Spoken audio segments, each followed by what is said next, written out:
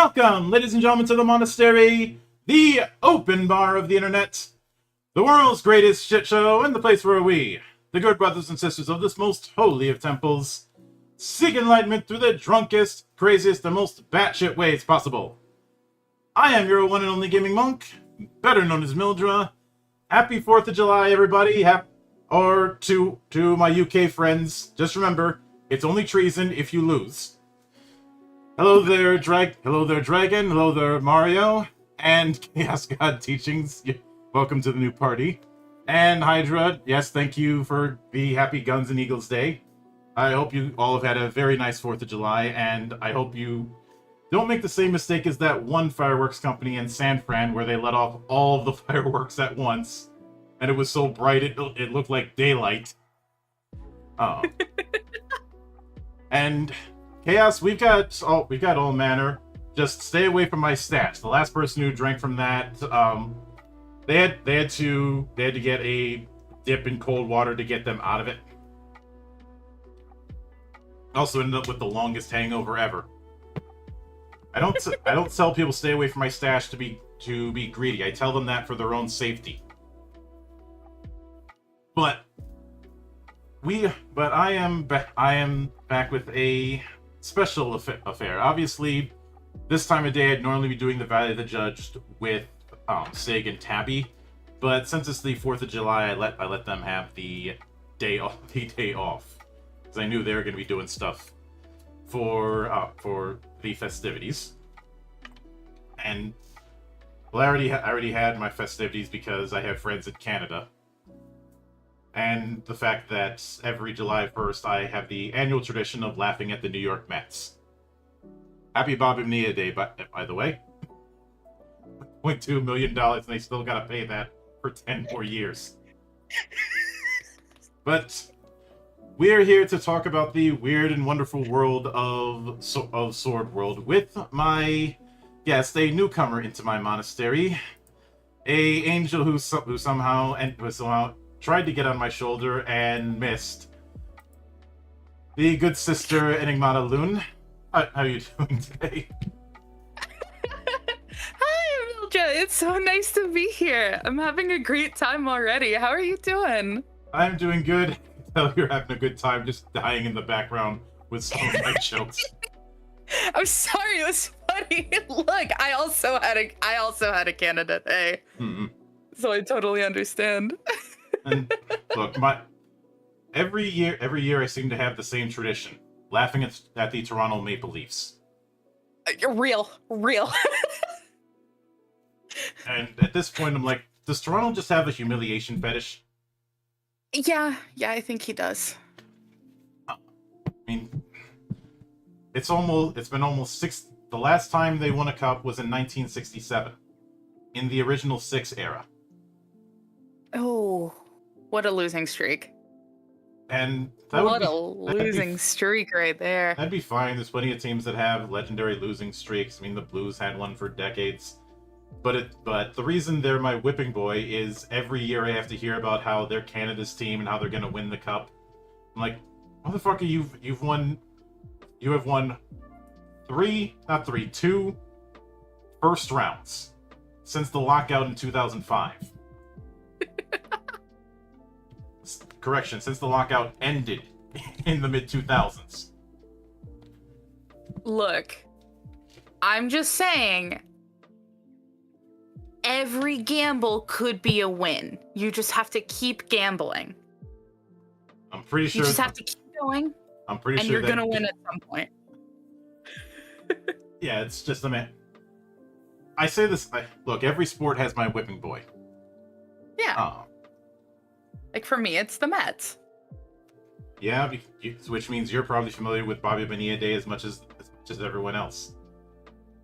How could I not? Every July 1st until 2035.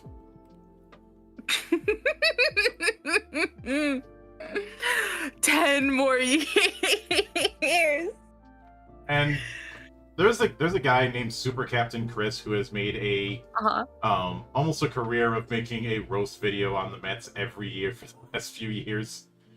Please send me that. I Oh, I'm kind of offended that I didn't know about this before. I will send it to you because he just put up a new version of the song "Beat the Mets" like a day ago. Thank God. God is good. Oh my God. Thank you. Yeah, so he does this with the Mets and with the Leafs. With the Leafs, he does these. Instead of using the goal song of the Leafs, he instead sings over "Oh Canada," which is just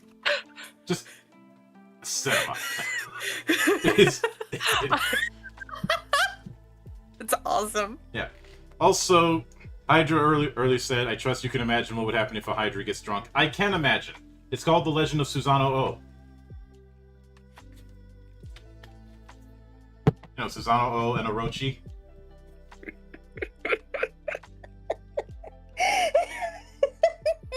Fair enough. Mm-hmm. But now, I'm obviously no stranger to Sword World, thanks to the translation that's been done by Aqualid, Momo, and that crew over the last few years.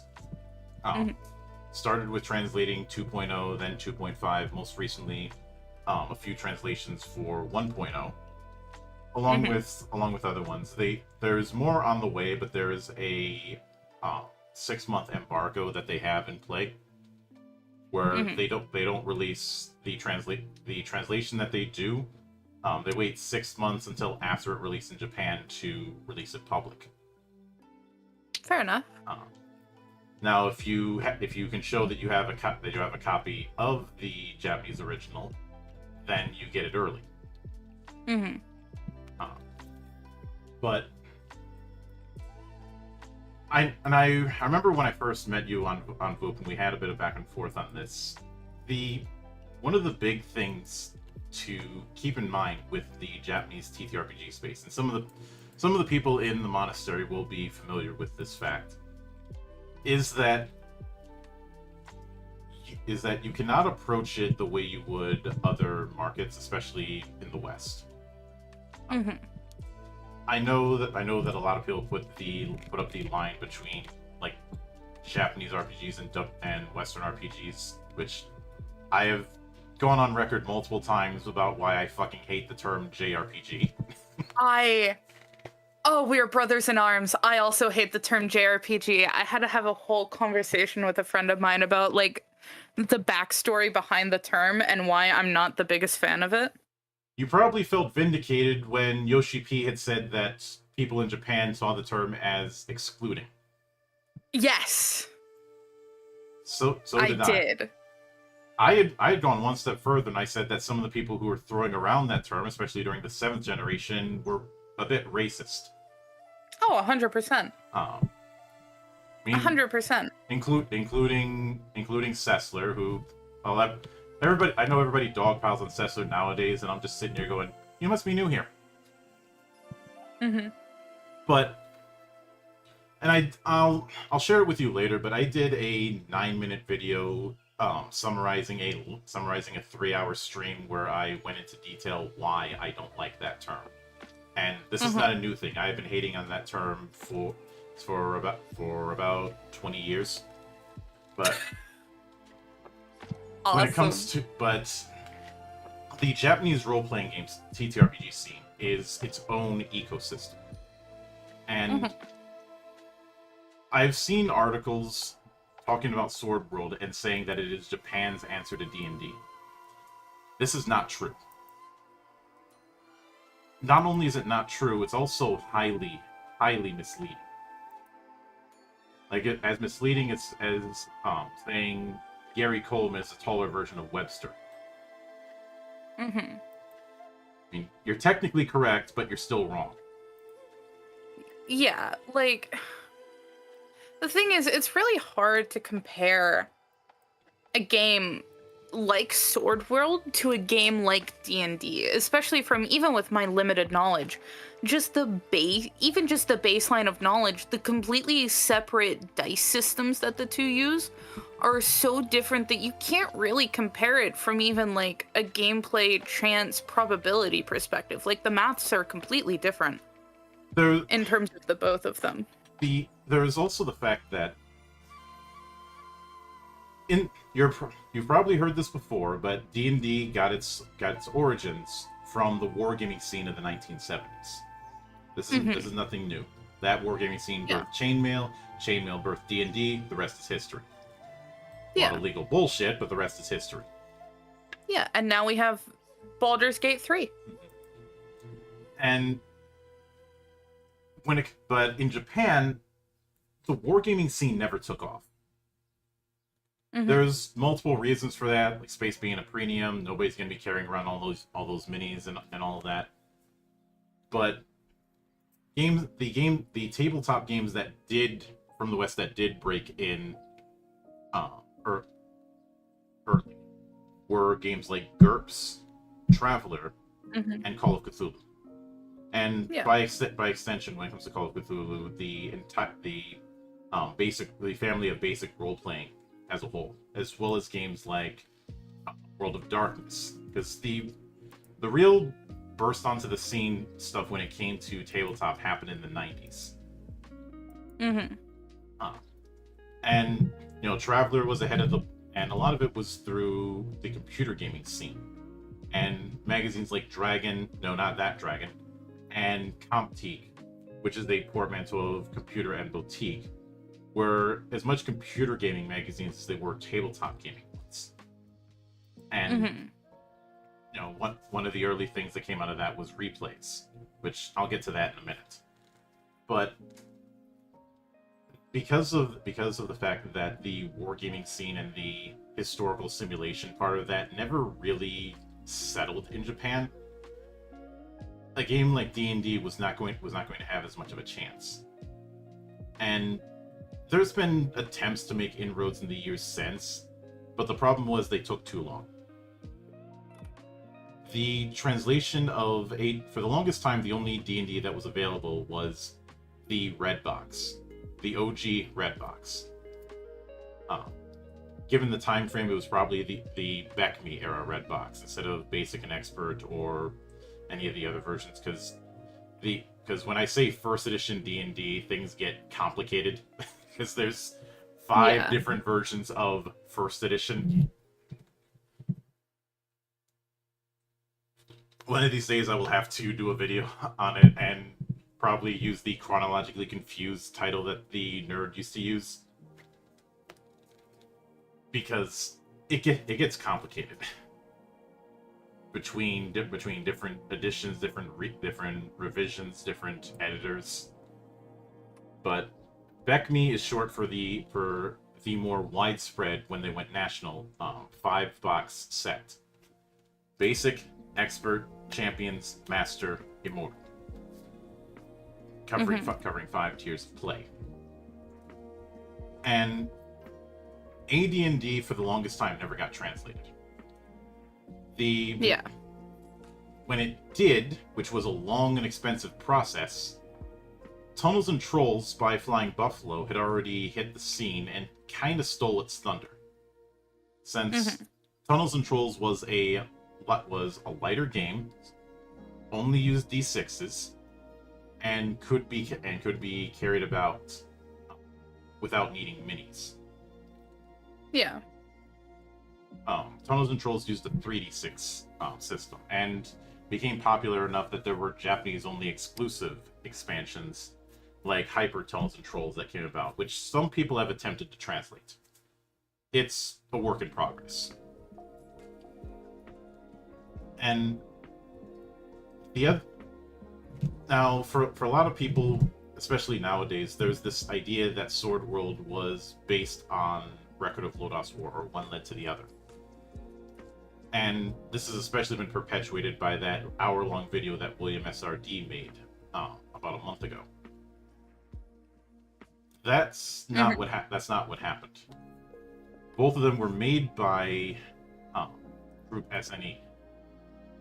But it would be kind of like saying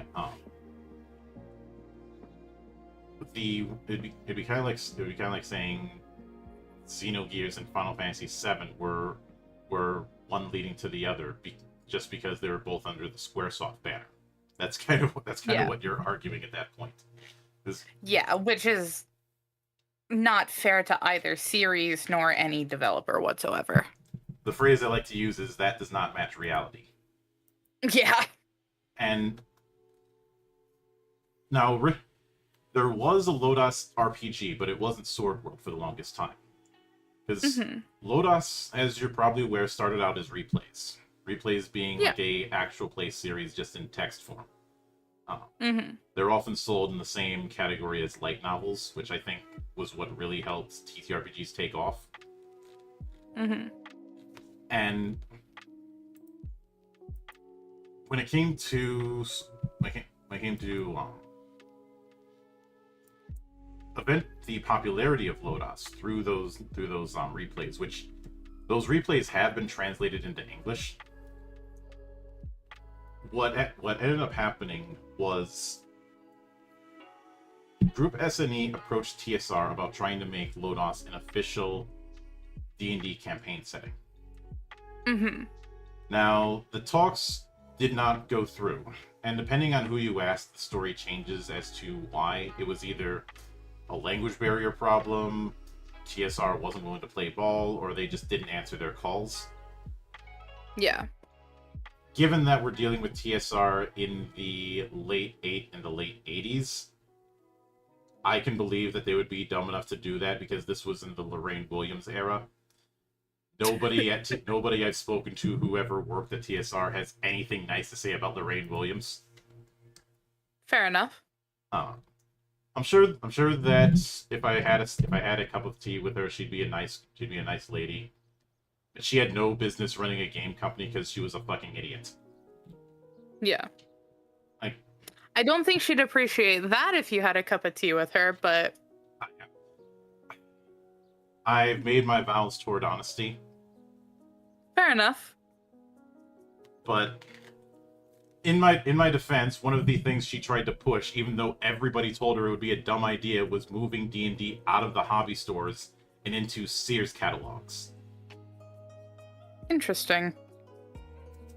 That and banning game playing on company grounds. Interesting.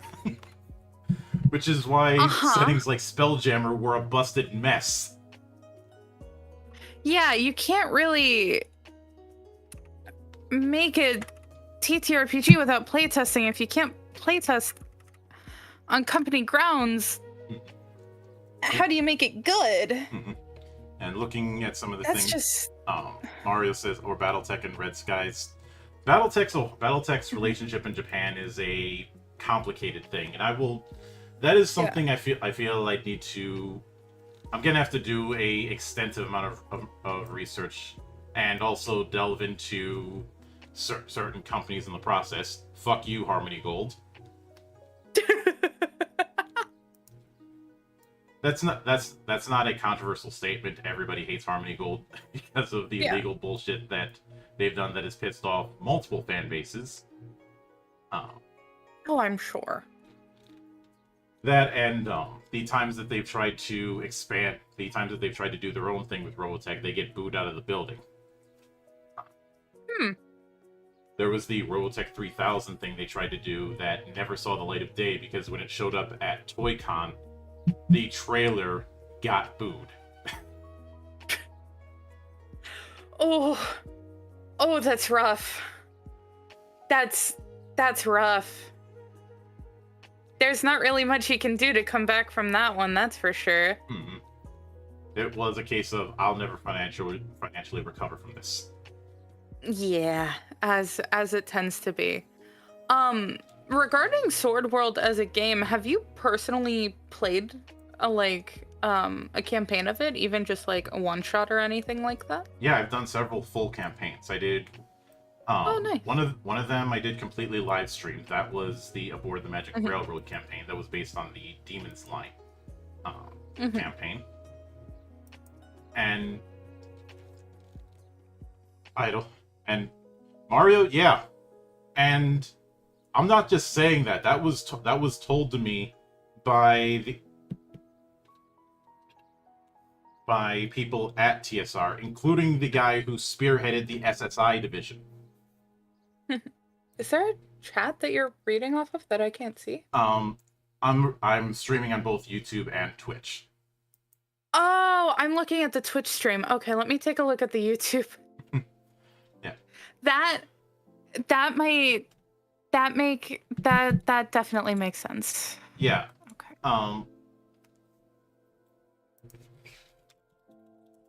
Yeah, and the only reason it didn't happen was because everybody said that's a fucking terrible idea. It was James Ward who told me that. And given how long he was at TSR, he'd know a thing or two. God rest his soul, since he passed away about a year ago. I got the chance to interview him, and it was through that I also found out he was also responsible for the first incarnation of the DBZ card game. Oh. Yeah. Huh. So. Pretty awesome, actually. Yeah. But when it comes to Sword World, I did have to house rule a few things so that the advancement speed worked to what I wanted. But I was always going to do that because I never play a game as written. Yeah. And when it comes to running it as a campaign, I have an easier time because my players and the people at my table, whether it be through my IRL stuff or the Cloister the Dice actual plays that I do, they know what I'm about and what I will tolerate and what I won't tolerate.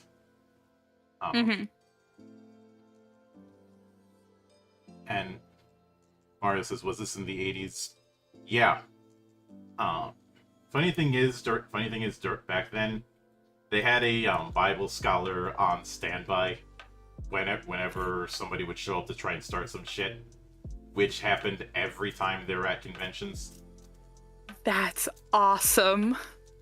You know, basically somebody to outschool them on the Bible. I think we need just Bible scholars today, in my personal opinion. Just for certain reasons. Yeah. But in terms of sort of like, especially since you've played it and you've played a variety of different campaigns, what is your personal opinion about Sword World as a game? And how does it stand out when compared to other TTRPGs? Especially ones like Call of Cthulhu, or even, I know that it's really hard to compare different games, but even like as akin to D&D, which is sort of the golden goose of the Western TTRPG world.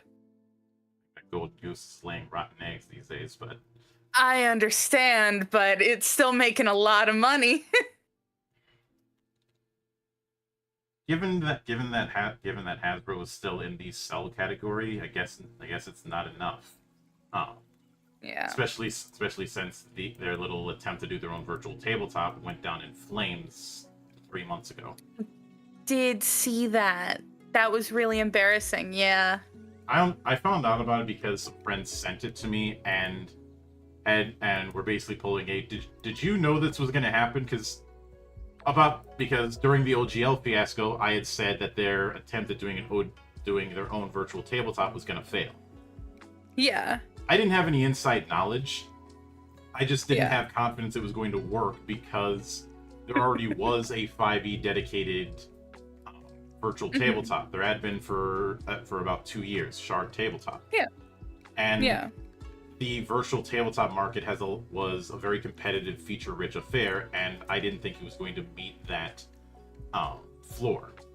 Especially since it was going 3D, and especially since it was using the Unreal Engine, which I would not have suggested in Oh. And at least go with. They wanted to put it on consoles. That was the reason they chose the Unreal Engine. Interesting choice. Oh, I think it's because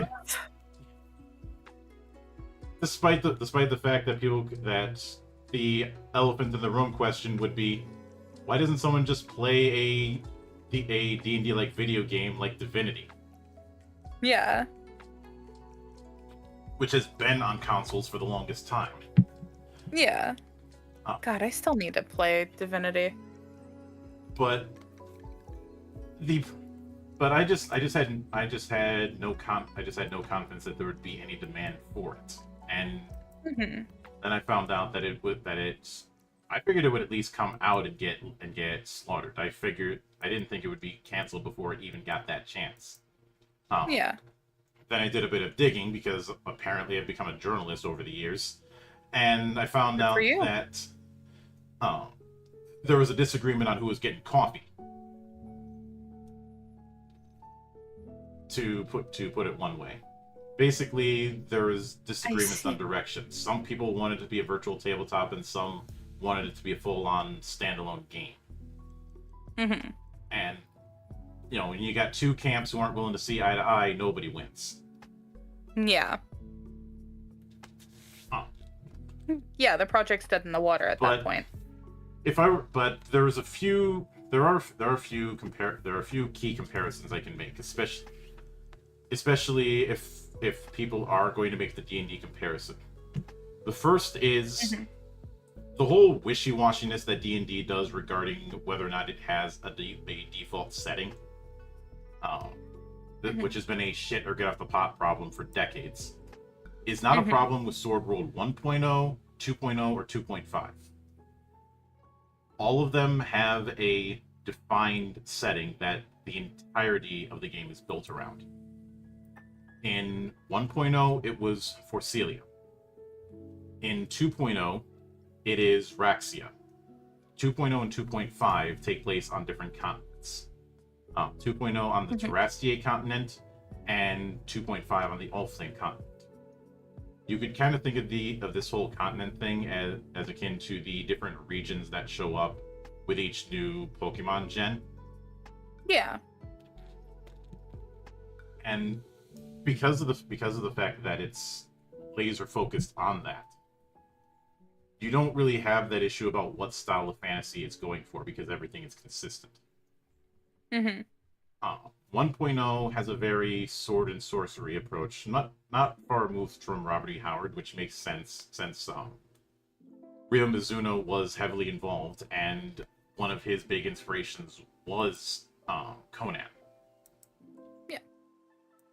And 2.0 and 2.5 have a consistent setting of a post-apocalypse that's a medieval level of technology but has some bit of advanced tech because it's been repurposed from old civilizations. Yeah.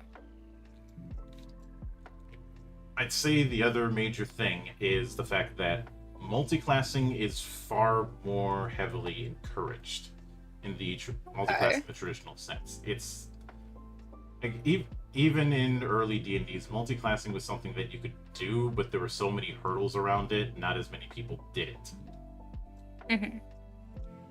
But Sword World, because classes are essentially skill packages, you are heavily encouraged to pick more than one class to spend on. And there's nothing stopping you from spending your XP on one class, but it's heavily discouraged because you will be a one-trick pony during campaign play. It's kind of like the job and sub-job system of a game like Octopath Traveler or Bravely Default, you would say? If we're gonna try to compare it to something? Not exactly. And okay. I will share with you a certain screenshot. Yeah, absolutely. So now this isn't going to be a 1-for-1, but it will be as close as I can get it. Because for this approach, because the thing is, in some games you gain XP and then you level up and you get features based on your choice of class. In Sword World, you are spending XP on levels in classes, the way you'd spend on the way you spend skill points on ranks in skills. And the closest parallel I can think of is this. What I just sent you is a screenshot of the level up screen in a Dark Souls run, specifically for Dark Souls Remastered. I can. I see it. Think of each of those attributes as a class. Mm-hmm. So think of faith as priest. Think of intelligence as sage. Think of dexterity as thief, and so on. Mm-hmm. That is the mindset that you have to have when it comes to the class system within Sword World. That's why I say that saying the whole main job, sub job thing like an Octopath, that's not accurate. Okay. I haven't been able to get my hands on a copy of the on the Sword World translation, so unfortunately I am a little I don't have as much information going in as I would like. So thank you for the clarification. I really appreciate it. I'll send you that folder that has that's pretty much everything they've translated so far. Oh, thank you. This is really appreciative. This is really great. And they do have a YouTube channel that has a lot of the material, but you are getting XP and spending it on classes. And classes are divided into major and minor.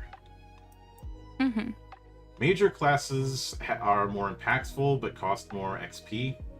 Minor classes can still have their impact, but they cost less XP per level. And this chart, which I'm going to share with you, shows the cost for major and minor, and the cumulative costs in parentheses. The level cap is 15. If you're using the Transcendent rules that were in the Fortuna Code expansion, then it goes up to 17. Okay. But you do have a adventurer level, but that's basically whatever class you have the highest level in is treated as your adventurer level. Okay. And because of that, a lot of multi-classing that would be difficult in something like D&D is not at all difficult in Sword World. Yeah. Especially since classes are divided into three major categories: warrior, wizard, and other type. Warrior is things like, for example, fighter is one of the major warrior types. The main reason you take it is you get a bonus to accuracy and damage for melee and thrown weapons. You also get to use any kind of armor and shield if you have at least one level in fighter. There's you take one level it, you get a +1 with accuracy and damage for melee and thrown weapons, and you get a bonus to defense. Every level that you take in fighter increases that bonus by 1. If somebody wants to do the monk thing, that is handled by the grappler job, which automatically gets the chain attack feat, gets proficiency in punches and kicks. Chain attack lets them use a grappler type attack after hitting with another grappler type attack. So basically, that's their flurry of blows right out of the gate. And that scaling bonus that I mentioned with fighter applies only to wrestling weapons, as they're called, since there is a set of weapon categories. Okay. Now, when it comes to the downside with them when it comes to armor is that they can only equip armor that is marked as grapplers may equip or grapplers only.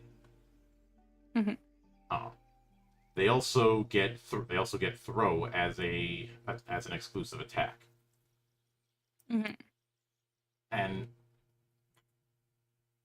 now, when it comes to the magic side of things, if you want to be a fighter who knows how to cast a few spells, just take one of the spellcasting classes. That's it. That automatically gets you the first level spells of that particular type of casting. And there's quite a few. Most of them are major types. And this is not operating on a Vancian model. Thank God I don't like the Vancian model. I didn't like the Vancian model when I was a very, very, I won't say small monk because I've never been small in my life, but a very young A monk. young monk. I didn't like it, and as I got older, I still didn't like it. I've done a whole video covering it, but basically, I feel like the Vancian model doesn't do a good enough job at justifying itself. In the sense that whenever I'm playing D&D, I've always asked, what is the in-universe reason for why magic works like this? I have an out-of-universe reason, which is it's based on the Dying Earth books by Jack Vance, hence the term Vancian spellcasting. Vancian models, yeah. And I'm well aware that Gygax and Arneson were fans of Jack Vance's work, which I am too. I like Dying Earth, I like Lyonese, but that is an outside reason. Whereas, if I look at say, Shadowrun, for instance, why does Shadowrun have Spell Drain? Because magic tires you out, and they beat you over the head with that. Yeah. Why do you have to do a Perils of the Warp check when you do spellcasting in Warhammer? Because they beat you over the head with the fact that all magic is chaos magic, and messing around with chaos can lead to bad things. Yeah. Or one of my favorites, Legend of the Five Rings. They make it very clear that you are not casting spells, you're asking the local elemental kami for a favor. And you can only do that so much. Yeah. But with the Vancian model, what's the reason that I have? And I've seen some people point to certain excerpts here and there, but those are excerpts that are not in the main book. So it doesn't count. Are you more of a rules as written guy or rules as intended?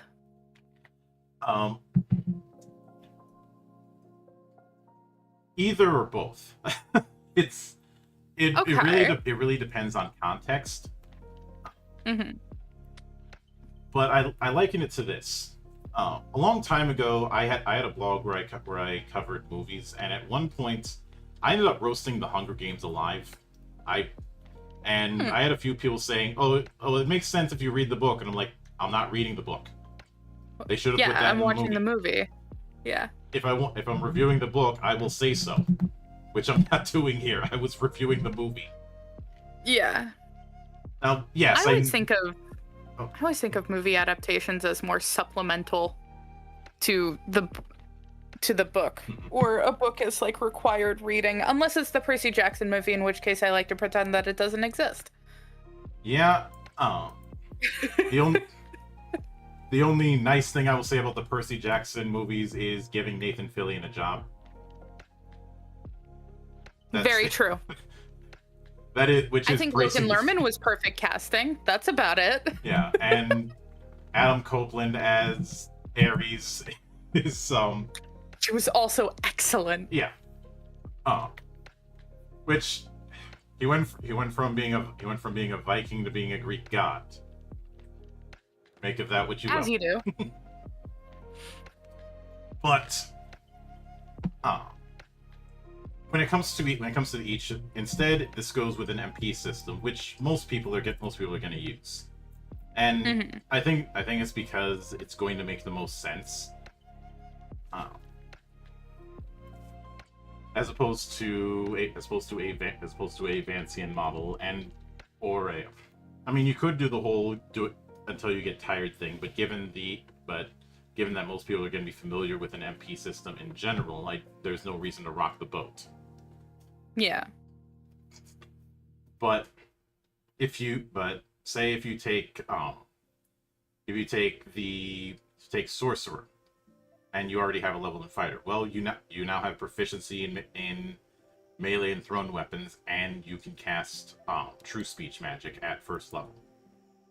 Oh.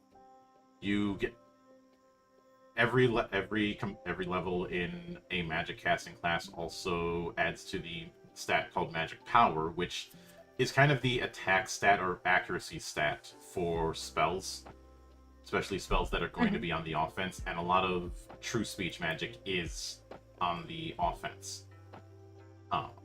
So each level of sorcery grants you the level of true speech spells, and usually each one has like 3 to 4 spells that you'll get. So it's a case of you spend MP to use the spell. And of course you do need to have a catalyst. This can be, but even the catalyst thing, there's workarounds, because if you want to spend a few gamma, you can make a catalyst a ring, or even treat a weapon as a catalyst. So it's not like you need to have a staff in your offhand for some spellcasting types. Oh, thank God. So, True Speech at level 1, you get Dull Weapon, Energy Bolt, Light, and Lock right out of the gate. Okay. Oh. There are some spellcasting types that are a little bit more complex. Fairy Tamer is very elemental and has more spells, but the thing is, it has its spells on these kind of tracks that are based on different elements. The elements that are available are earth, water/ice, fire, wind, light, and dark. So that's 6 types. You pick 4 of them. And so if you take first level Fairy Tamer instead of Sorcerer, and of those 6 elements, pick 4 of them. Just throw it out there. Okay.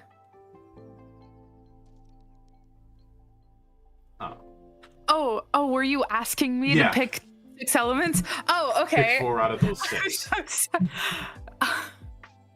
I'm sorry. Which elements were they again? Earth. Apologies. I got just. Yeah. Earth, water/ice, fire, wind, light, and dark. Okay, cool. I figured those were the ones. I just wanted to double check. My audio processing was not the greatest. Let's do water, air, and dark. Oh, got one more. I've got one more? Yeah. Okay. Fire. All right. In that case, you would get at level 1 Purification, Tinder, Wind Voice, and Calm.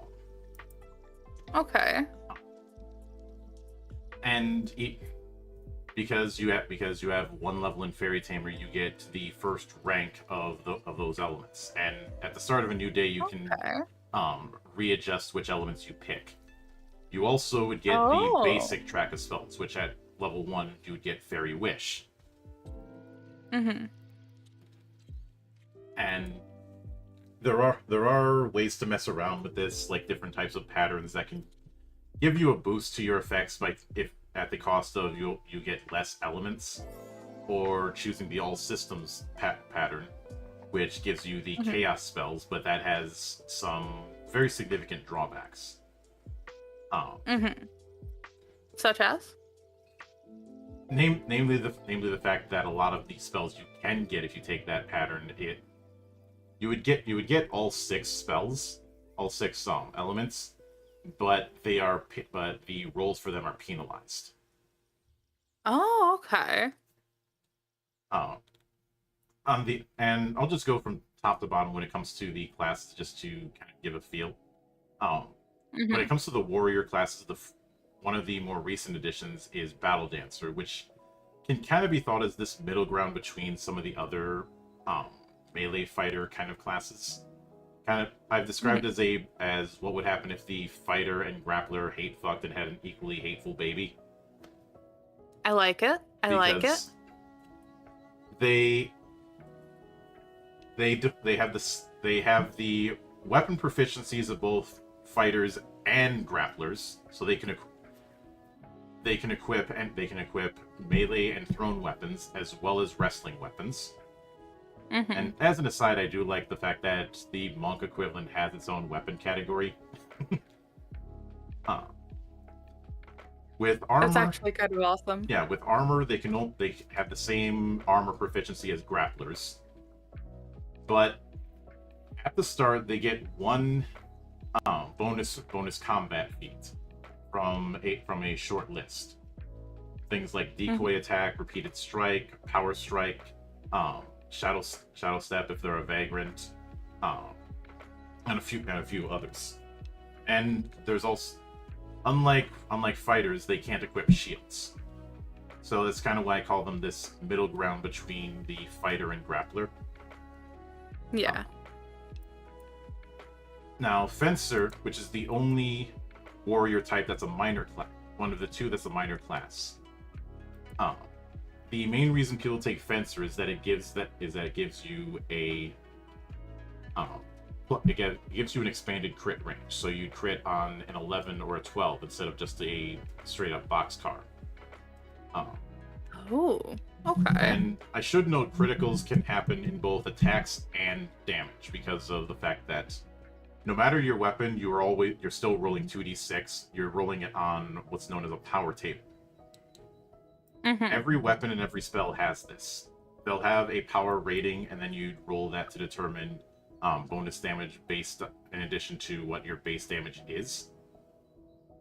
So, just as an example, I'll use a light mace as an example. That is a power of 10. So you'd roll on power table 10 and see where. And if you roll, say, a 10, you would do 5 additional damage. If you get boxcars on it, then the damage explodes. Exploding dice is basically you roll again and add the previous result. Yeah. So in that case, the previous result for that light mace would be a 7. So you'd be doing 7 damage, then roll again. If you get boxcars again, then you roll again. Awesome. And of course, if you roll boxcars on the accuracy check, which is the attack roll, it's an auto hit. Yeah. This is where the downside is. The strengths, whenever you're determining whether or not you have the sufficient strength score for a weapon, which is how you determine what weapons you can equip, if you've got Fencer, it's treated as half. Okay. So that's kind of the disadvantage. You get expanded crits, but you're not going to be able to use the heavier weapons with that. Since every weapon has a minimum strength requirement. The light mace I mentioned earlier, you need to have a strength of 5. Yeah. Fighter, I already talked about, as well as grappler. Marksman is the other minor class under the warrior type. And if you do ranged weapons, that's what they're doing. The downside is that, unlike the other warrior types, they don't get an increase from evasion from having levels in marksman. So don't get in close. And while you can have proficiency with guns, that's only if you have the artificer class as well. Because firearms are a thing in Sword World, but they're not a thing in the typical sense. Because artificers create magic bullets using their mana, and that's what you're firing. So artificer and marksman is a common combination. Yeah, makes sense. Conjurer has spiritualism magic, and artificer has magitech magic, as well as I mentioned before, access to guns. Druids have access to spirit magic, and druids are not as omni-class as they are in D&D. Fair enough. They can be very useful, but they are very much a support class. Because for starters, they need to have a particular item called a Staff of the Sacred Tree in order to use their nature magic.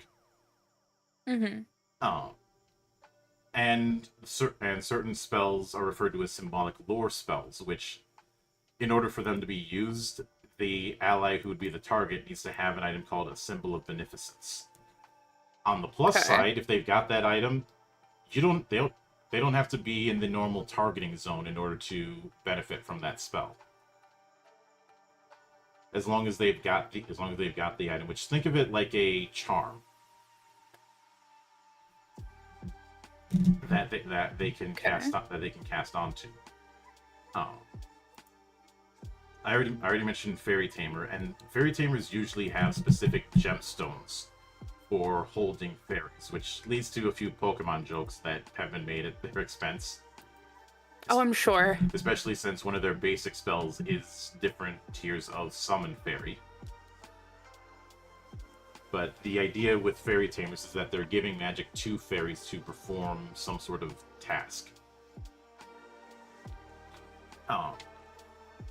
Priest would be akin to Cleric, but Priest only is concerned with divine magic instead of divine magic and all the other stuff. Mm-hmm. And every few levels, you get a specialized spell depending on which god you serve. Okay. And there are... It's not about domains per se. There's a bunch of gods that have a bunch of tasks, and they're arranged in different categories. There's ancient, major, and minor. And if you're not in a particular god's territory, if they're like a major or minor god, it costs more MP to use their spells. Okay. Which is a nice little touch, but I like that a lot. For example, one of the more famous ones is Lifos, the divine ancestor, who's kind of the equivalent of Zeus or Jupiter in the sense that he's the primary deity within the mythos. Mm-hmm. He was the first to use a sword of Genesis and become a god. Then you have ones like Rendell, the Blazing Emperor, who's treated as a god of war, or Dalion, the god of trees, or Aramata, the armored goddess. Or there's even a god of railroads named Strasford, because in Flame, one of the big things that they added in was magic trains. I do like trains, and I do like magic. I've seen some people go, wait, trains don't belong in the fantasy setting. I'm like, says who? Yes, they do. Yes, they do. I've talked about this before, but there is a concept I've referred to as the Tolkien melting pot, which the Tolkien is this high fantasy pastiche that is largely centered around this idea of Western medieval Europe, especially British Isles medieval Europe. And don't get me wrong, I love Tolkien's work to death. Much as any self-respecting fantasy fan does. Yeah, of course. But I resent this idea that that's what I have to do, just because it's fantasy. Like if I'm writing a fantasy series, why should I have to have my elves be the same as Tolkien's? Why should I have... If I wanted to do, especially if I wanted to do one that leans more into, say, Indian myth, or leans more into the Fertile Crescent, I should be able to do that without, or even leaning into utilizing technology that wasn't around in the Iron Age, for instance. It's a case of the argument for why it needs to be that way is not strong enough. So, if that's the case, I've got no reason to follow that. And if someone actually sat down and looked at a lot of console style RPGs, which is the term I use instead of JRPG, one thing you would see is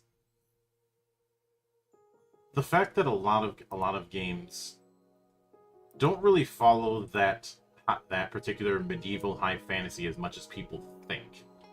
It's always been a Okay. mix. Like even Yeah, it has been. oh, I like to call it Gestalt fantasy, kind of like the Gestalt triangle that doesn't exist. Mm-hmm. But when it comes to the other wizard types, the last one is Warlock, which is most definitely not a D&D Warlock. When I did Okay. run Sword World, this was the class I didn't let anyone play because they have the highest floor. Warlocks are focused around summoning demons, as well as using demon magic. Oh, they're like And a summoner. very much so. And there is a bit of summoner within Conjurer, because they can get access to golems and undead. Mm-hmm. But demon summoning, first of all, demons are a very specific thing. One that has more in common with messing around with chaos in Warhammer than anything else. Sorry, carbonation. And No, you're fine. I have fireworks outside. And the process is a complicated affair, and even if you summon one, the next problem is controlling it. Mm-hmm. And of course the issue of banishing, since you have to form an abyss gate, then summon. Then let them perform their task, then try to banish them and close the gate. Okay. I can see why there's a high skill floor. Mm-hmm. And something else I should note is you can wear armor as a spellcaster, but if you're wearing metallic armor instead of non-metallic, you do get penalized. As you should. Mm-hmm. And when it comes to the other types, these aren't casters; they have their own things.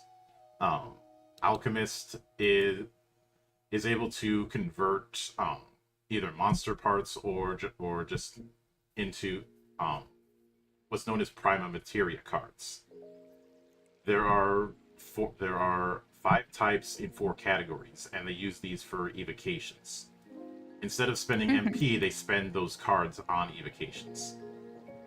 Okay. Bards are a thing, and they're more focused on what's known as spell songs instead of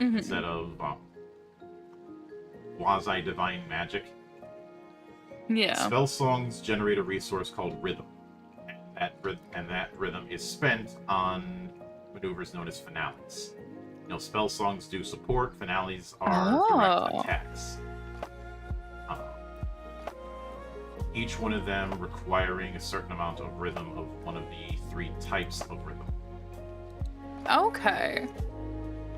So, and there is also the fact that instead of the washing about, you might need an instrument. No, you need an instrument for spell songs. Mm-hmm. Though they can be helped by certain kinds of animals to perform spell songs for them. So it can be performed passively and not use up their action, but that's a bit more of an advanced thing for them. There is enhancers who essentially enhance their body through techniques. The downside is that these techniques cost MP, and they do not get, unlike wizards, they don't gain MP by leveling. Mm-hmm.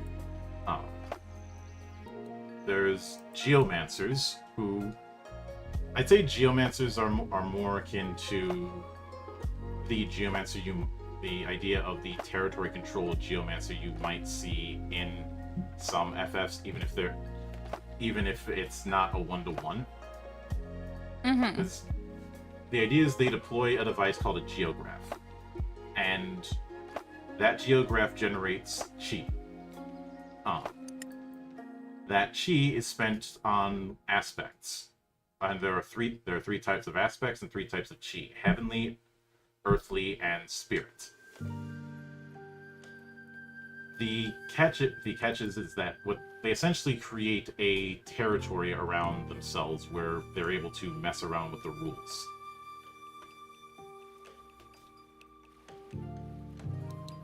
I guess I could compare them to those psychics that were in the Sensui arc of Yu Yu Hakusho. It's not a one-to-one, but that's one of the things that comes to mind. Oh. And that makes sense. I've seen some make a comparison between them and Domain Expansion, but I consider Domain Expansion in Jujutsu Kaisen to be a high-level version of the concept. Yeah, fair enough. But Ranger is one of the classes, but the Ranger is more focused on outdoor skills rather than the wishy-washiness of a D&D style Ranger. And I know there's been the problem with Rangers in D&D, but that's been a problem since AD&D. It's nothing new. Yeah. And I will admit one of the divisive things with Rangers in D&D has been whether or not they should be casters. Put me firmly in the camp that they shouldn't. Okay. And why is that? Part of the problem with Rangers is not far removed from the problem that Bards had for the longest time, which is being a jack-of-all-trades archetype doesn't work all that well in games that have a class system. Think of individual classes and how they contribute to a party the way you think of positions on a sports team. Yeah. Especially team sports. Yeah. In football, you've got your quarterbacks, you've got your linemen, you've got your tight ends, you've got your long snapper, you've got your special teams, all of that jazz. Yeah. Each of them have a particular role that is meant to serve a combined whole. Ideally, of course.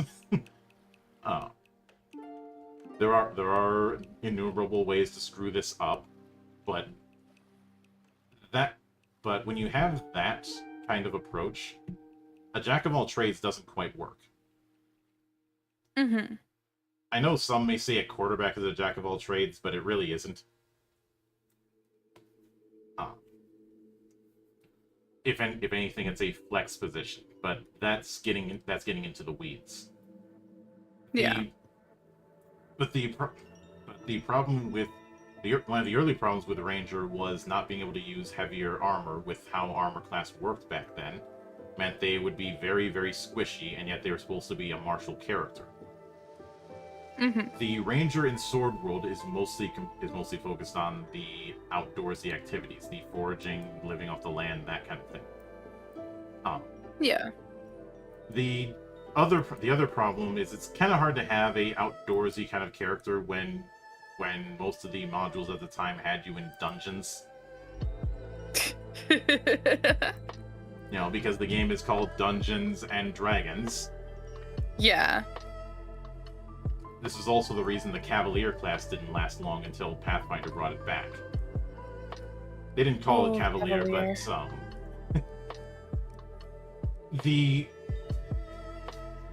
but I forgot about Cavalier until you brought it up. I'm not gonna lie.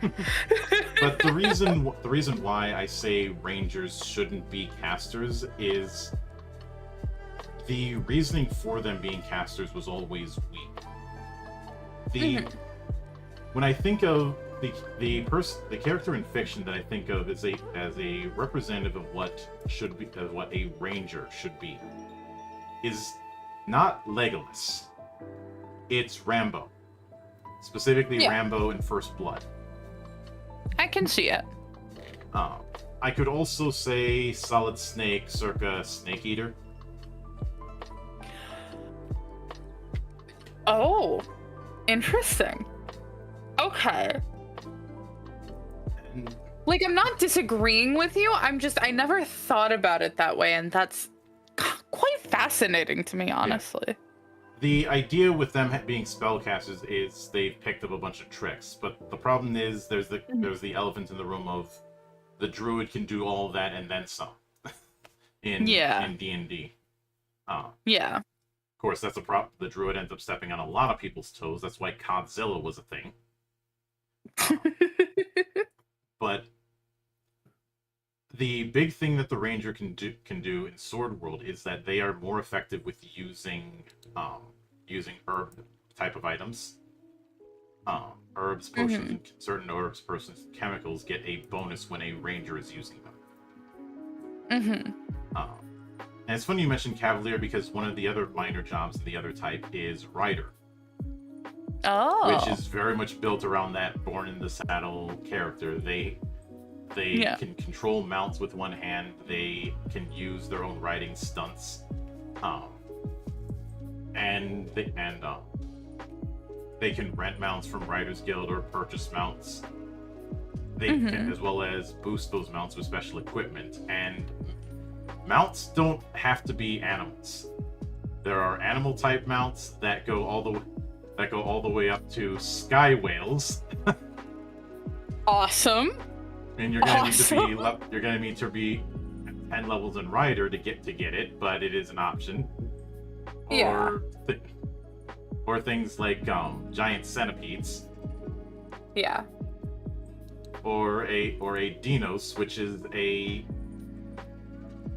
Dinos are referred to as false dragons.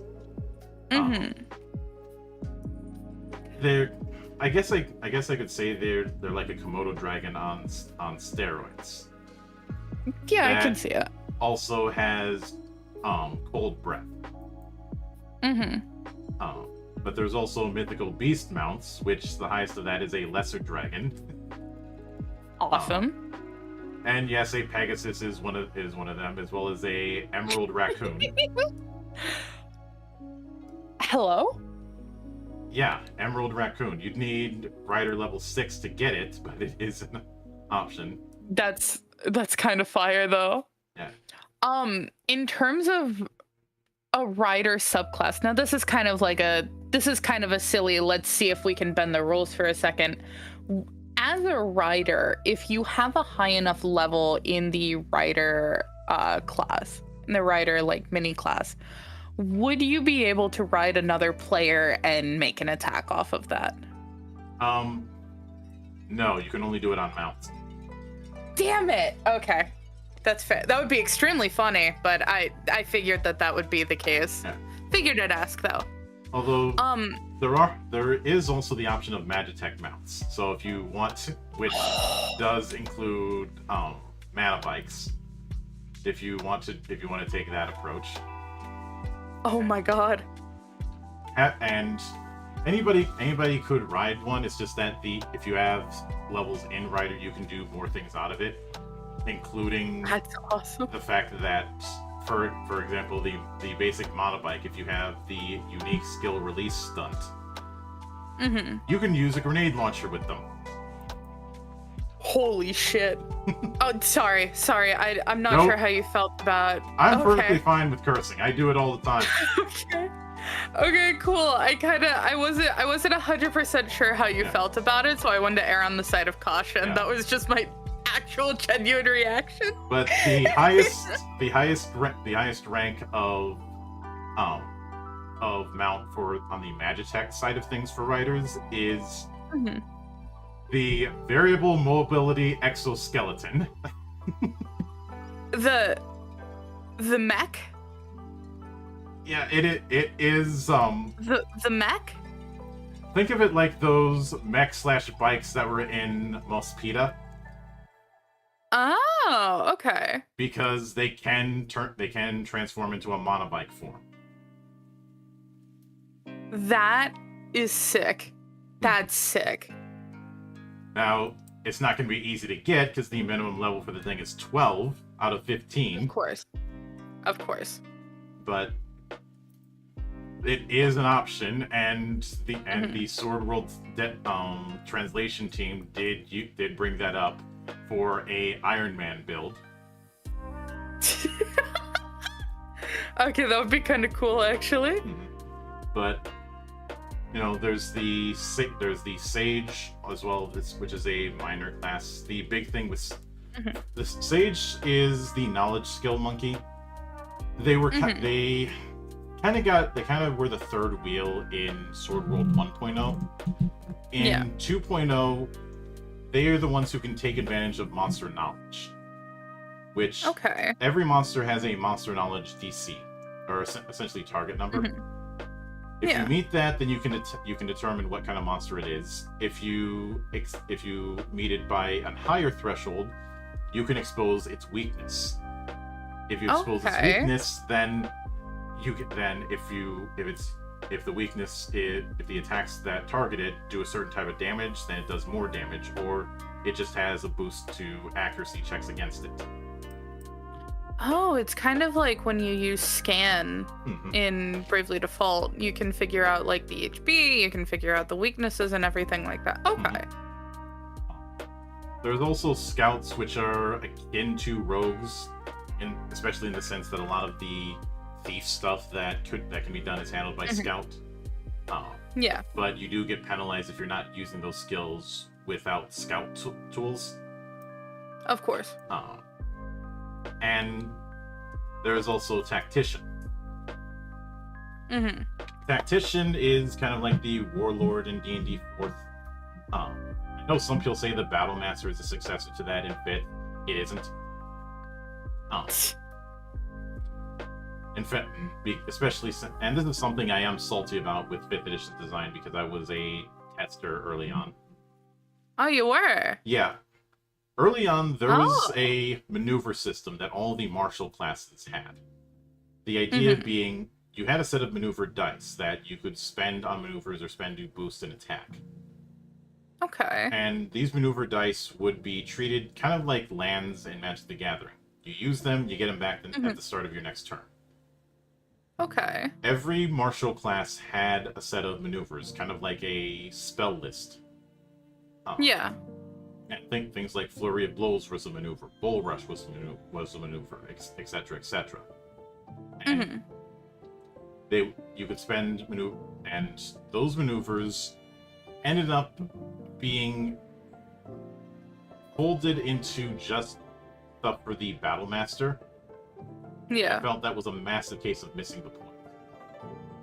And the idea of the Battle Master ended up becoming the master martial artist thing, and then Kensei came around, just had to cock the whole thing up because leave it to Wizard of the Coast to find a good idea and piss on it, like they did with the whole psychic thing.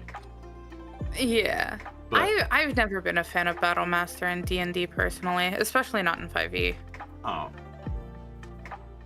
I realize the potential of it, but the problem is it's trying to be the master martial artist and be the frontline commander, which is too much for a subclass.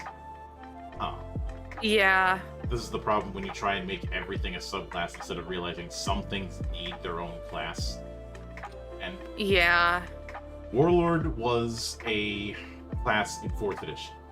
The idea with Warlord was that they were a martial support class that was meant to be the frontline commander.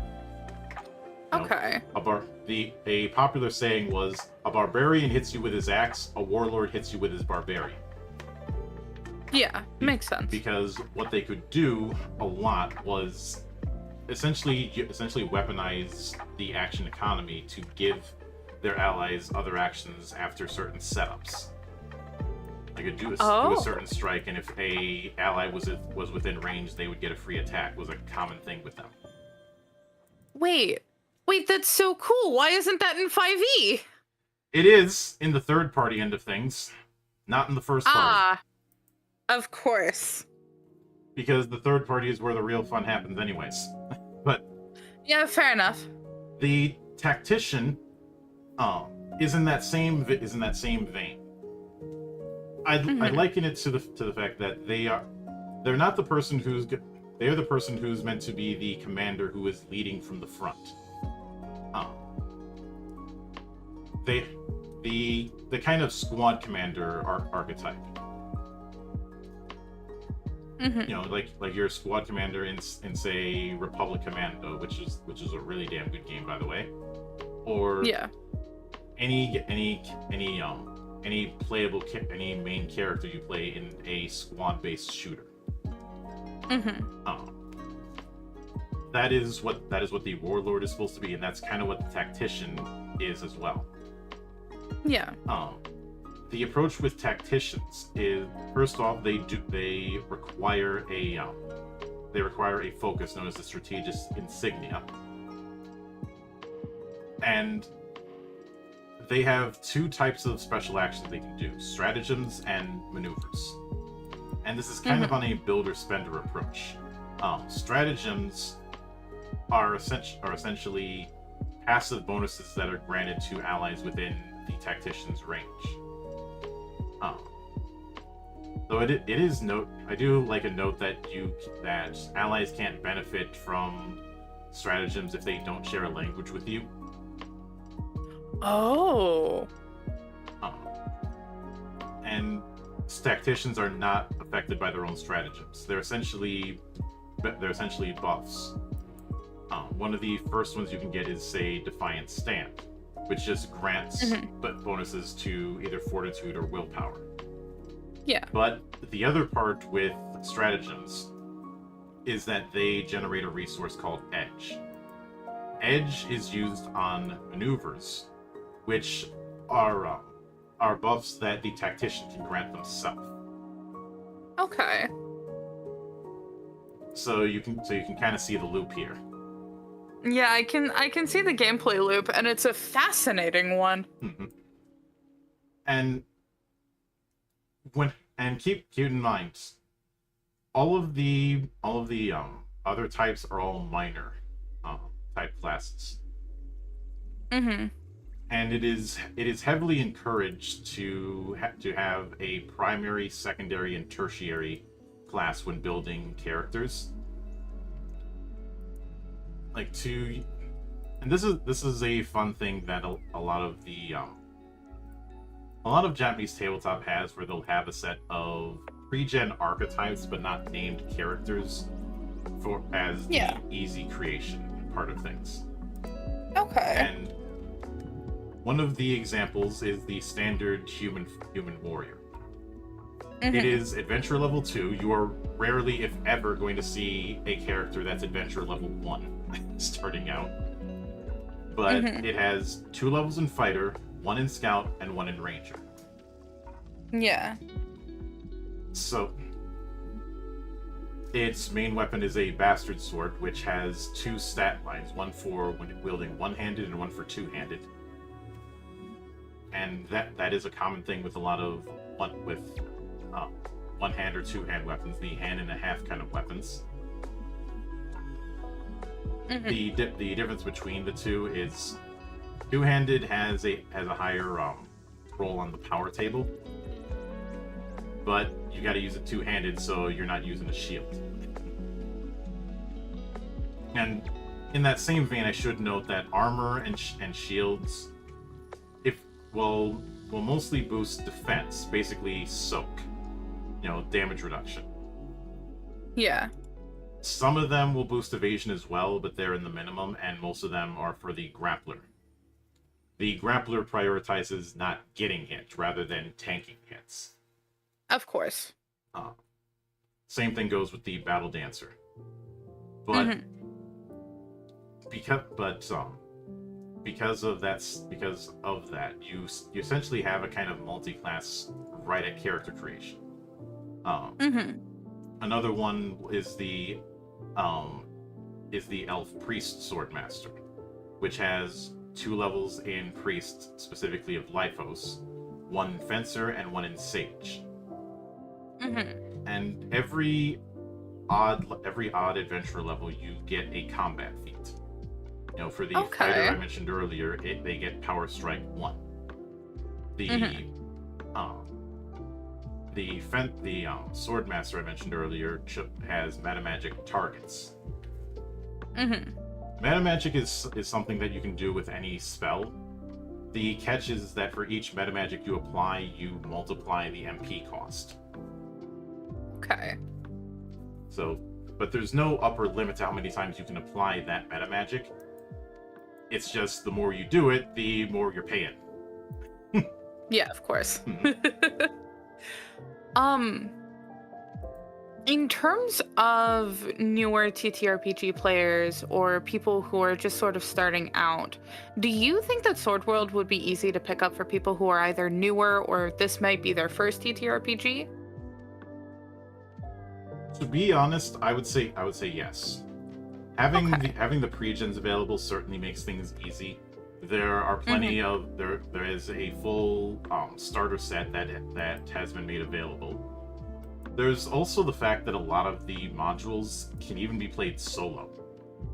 Mm-hmm. So a lot of the barrier is not as there as it might be in other affairs.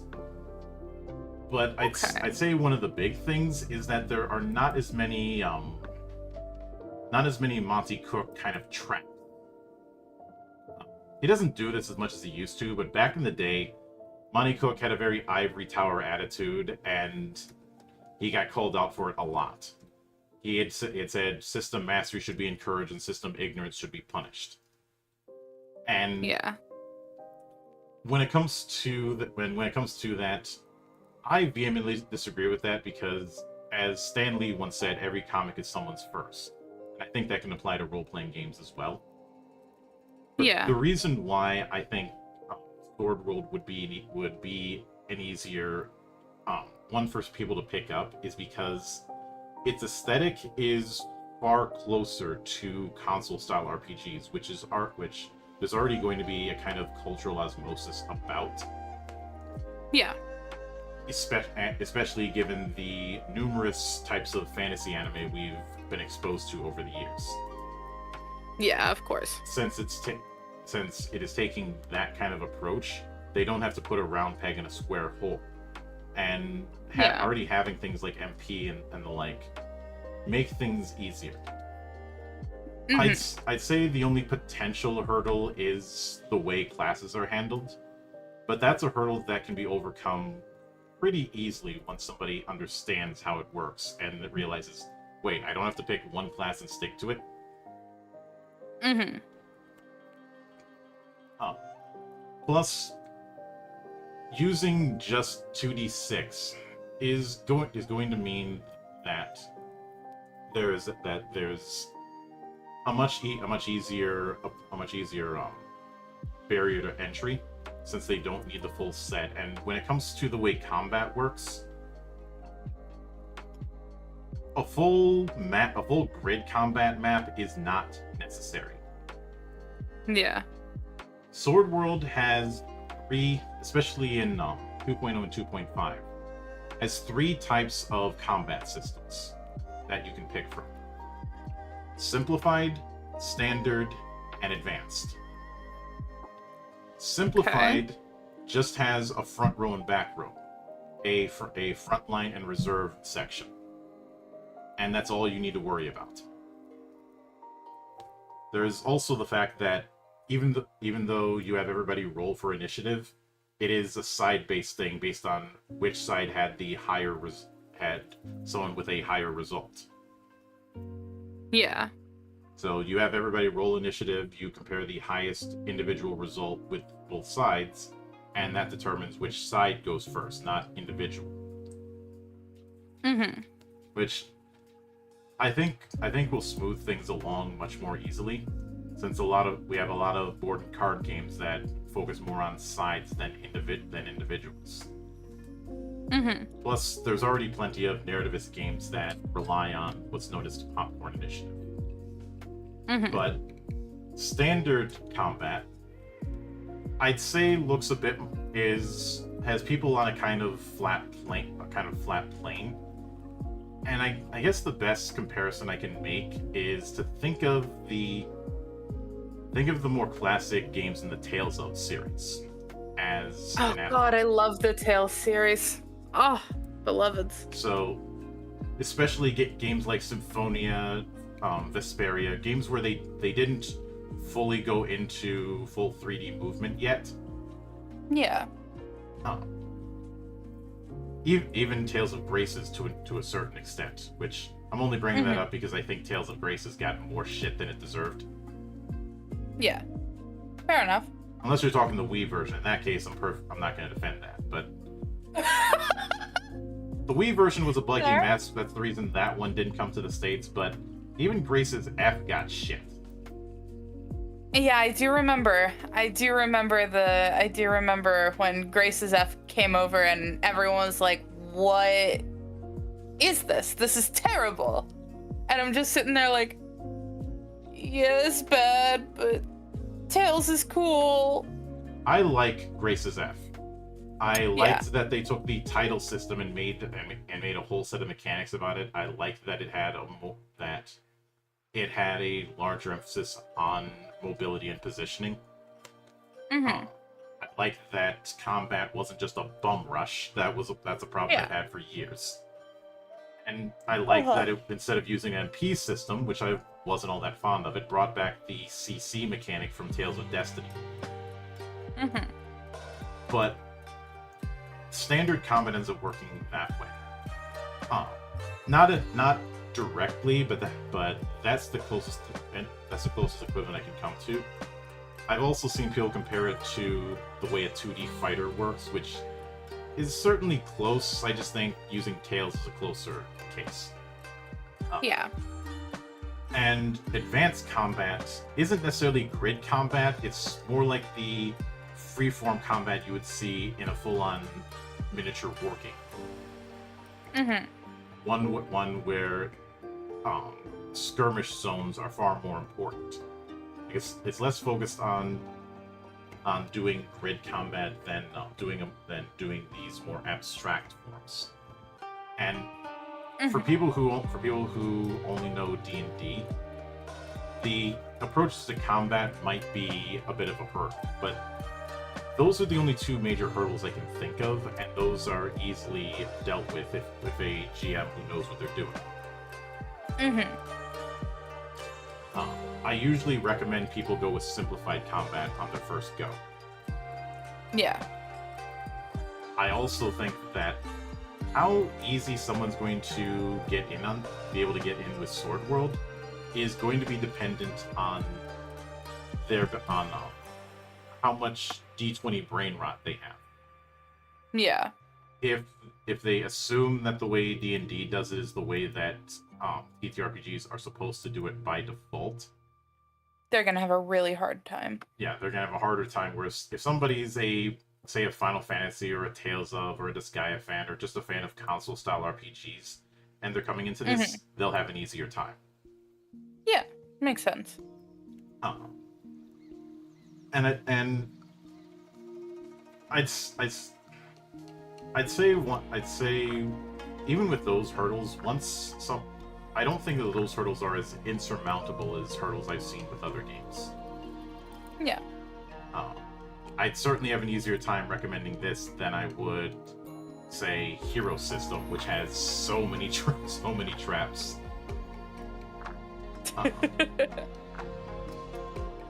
Like, don't get me wrong, I like Hero System, but it is a high floor. Mm-hmm. Yeah.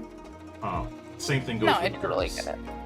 And with something like Traveler, there's of course the meme that you can die during character creation.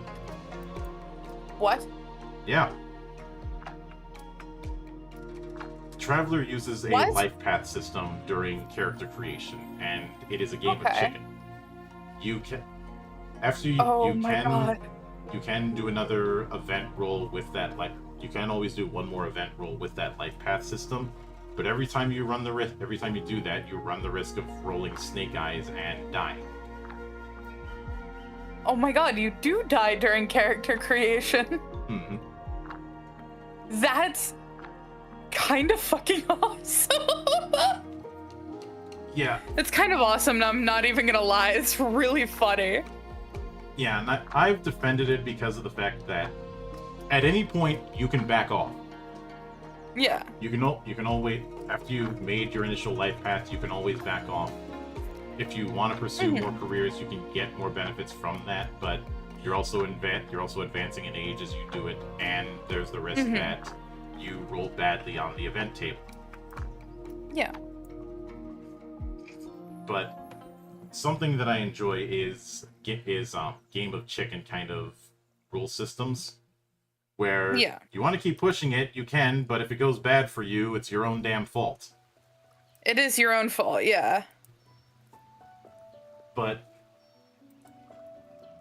a big reason why I say that people who have more of a video game background will have an easier time is because, well, as I kind of hinted at, that was the approach used for the longest time. One of the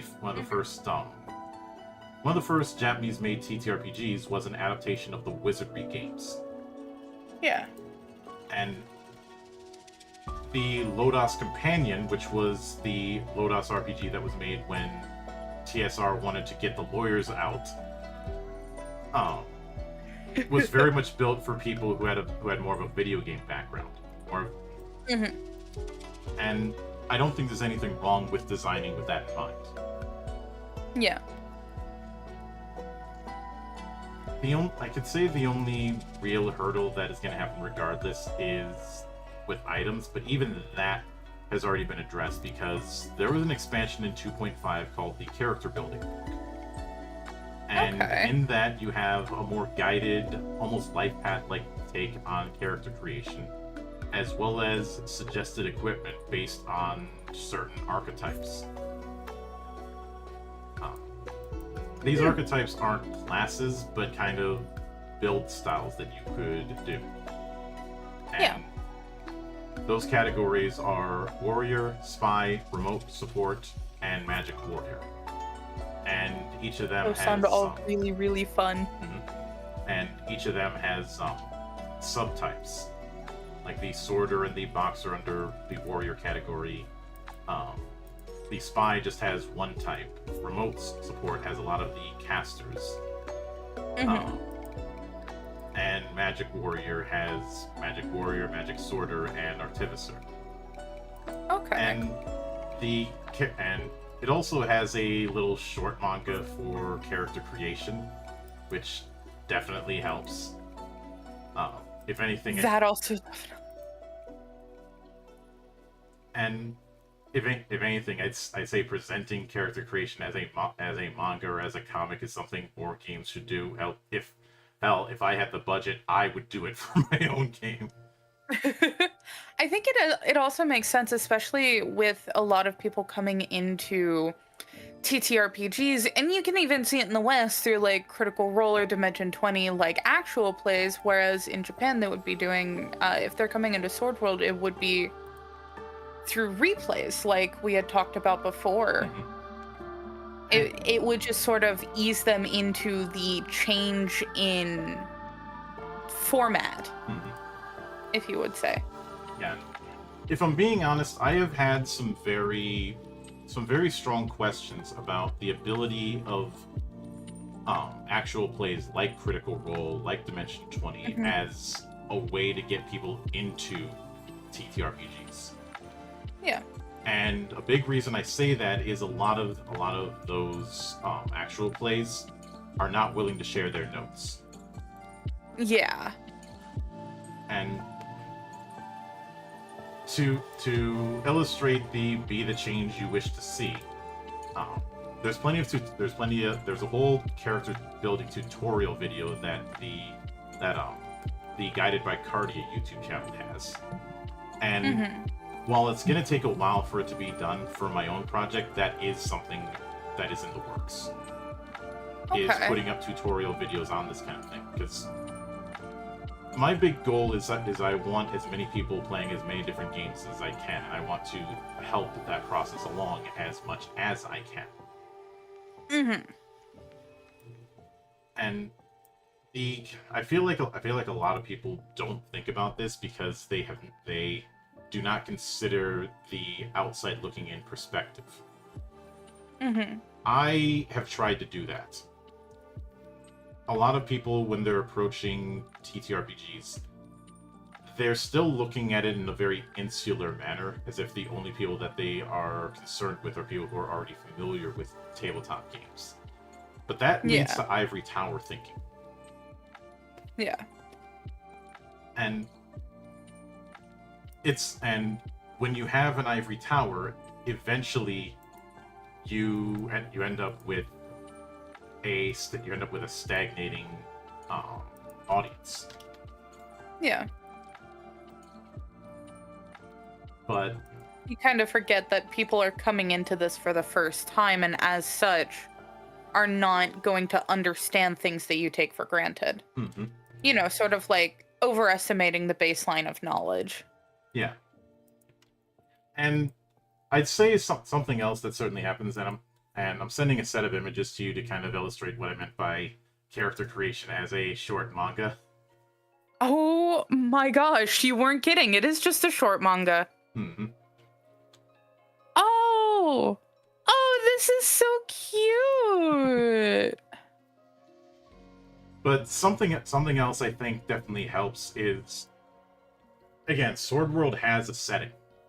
So, and because it has a core setting, it's easy to build around. And for player characters, it already has a built-in entry. Because adventuring is a profession within Raxia. There is a whole adventurers guild. With much in the same way that you'd have an adventurers guild in any MMO or certain light novels or whatnot, it is present here. There's even a ranking system that the more jobs you do, the more reputation you build. The more reputation you build, the more rank that you have with being an adventurer. They have a whole pyramid set up and everything for it. Yeah. And since that is something that we see in a lot of anime, it makes sense. I did a piece years ago where I said that the anime with the most tabletop potential back during the big 3 shonen era was Naruto, because of the fact that I could definitely see a Naruto TTRPG. Well, it's already been done. It's been done. Oh twice. wait, has it? Yeah. Oh shit. There was Naruto D20 that used D20 Modern, and then there's Naruto 5e, which barely resembles 5e because of all the changes they made. Like the core awesome. skeleton is there, but a lot of the stuff surrounding it isn't. Like they didn't use the Vancian model. They used Chakra as MP. Okay. What Interesting. is races became clans, and clans have their own specific features and jutsus. Makes sense. You have the fact that all of the classes were made specifically for it. So you don't have fighter as a class in Naruto 5e. You have things like weapon specialist or genjutsu expert or scout nin or whatnot. Like instead of trying to force all of 5e into a Naruto skin, they did what I would have done, which is take what's already there with a setting like Naruto and just build around that more than the other way around. Yeah. But yeah, that's been a thing for a while. There's been a lot of fan support and a lot of homebrew support on it. They are constantly working on refining it. It also has a jutsu creation system, which puts it immediately over the top. So it is possible to make custom jutsu in that system. Okay. So, but with adventurers, that there's the assumption that you are a member of the Adventurers Guild, and you're getting tasks from that. A lot of, instead of you all meet at a tavern is as the starting point for adventuring, it's more of you were being tasked with a job and you accepted the job. Like most of the modules and the like are set up with that in mind. Okay. There's also the fact that a lot of adventures that are made for Sword World are built around being single shots. There are long form adventures and modules, but there's more that are one shots. Yeah, which makes sense. And there have been a few. There's been a few that could be borderline roguelike dungeons if one wanted to go that route. Oh. And because of one of the ancient civilizations being a Magitech one, there's an unwritten implication that you could repurpose abandoned malls or buildings or the like as dungeons as Magitech dungeons to explore, as well as things like sword labyrinths, because a magic sword has a certain connotation in Sword World. The world was created in 2.5 and 2.0. The world was created by 3 swords of Genesis. Okay. These and they ended up creating both the world because they were trying to create a world where a being that could wield them would be formed. The mythical beasts, or the magical beasts, were one of the first experiments, but they were too perfect and thus a failure. The humanoids were one of the first. Eventually, they would wield it, and that's how you get the first gods. There were three swords, as I mentioned. Those being Lumiere, the sword of harmony. This is the sword that represents a lot of the humanoid races. Ignis, the sword of freedom, which is often represented by the barbarous races. And the barbarous races are an interesting beast in and of themselves. A lot of them have a alternate monster form that they can take, and I describe them more akin to the way the Horde is depicted in Warcraft. Yeah. Where the Horde are not necessarily... The Horde certainly are chaotic in some regards. But it's more based on a might makes right philosophy more than anything else. Yeah. You kind of have that with the Horde, especially with the orcs in Warcraft and in World of Warcraft. I'd liken it to the motif that the Klingons were originally in Star Trek versus what they would become. I can see it.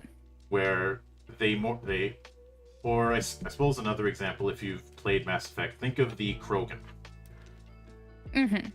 I'm more familiar with the Klingons, but I see the vision. Yeah. In the sense that it's originally the Klingons acted like space Vikings, or rather a poor man's parody of the concept. Yeah. But in later seasons, like Next Generation, like you see them more akin to Mongolians or even samurai in some cases. Yeah. And while the whole honor thing has been misused by bad writers, there's a difference highlighted between external and internal. You know, somebody like Worf is a representative of internal honor. Which wasn't well represented in TNG because Roddenberry was kind of an idiot at the time, but more represented in Deep Space Nine because Roger Moore is not an idiot. Yeah. In fact, I've said many times Roger Moore is probably the best writer modern Trek ever had.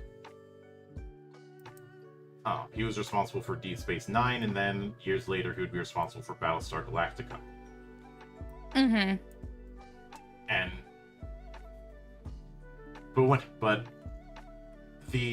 But the third sword is Cardia, which is the sword of Mana. When the War of the Gods happened in setting, which was between the humanoids and the barbarous and the swords that were associated with them, Cardia was neutral. And to try and stop the war between both sides, Cardia shattered, which created what are known as sword shards, as well as the creation of mana that just permeated all over the place. That is the source of spellcasting within the universe.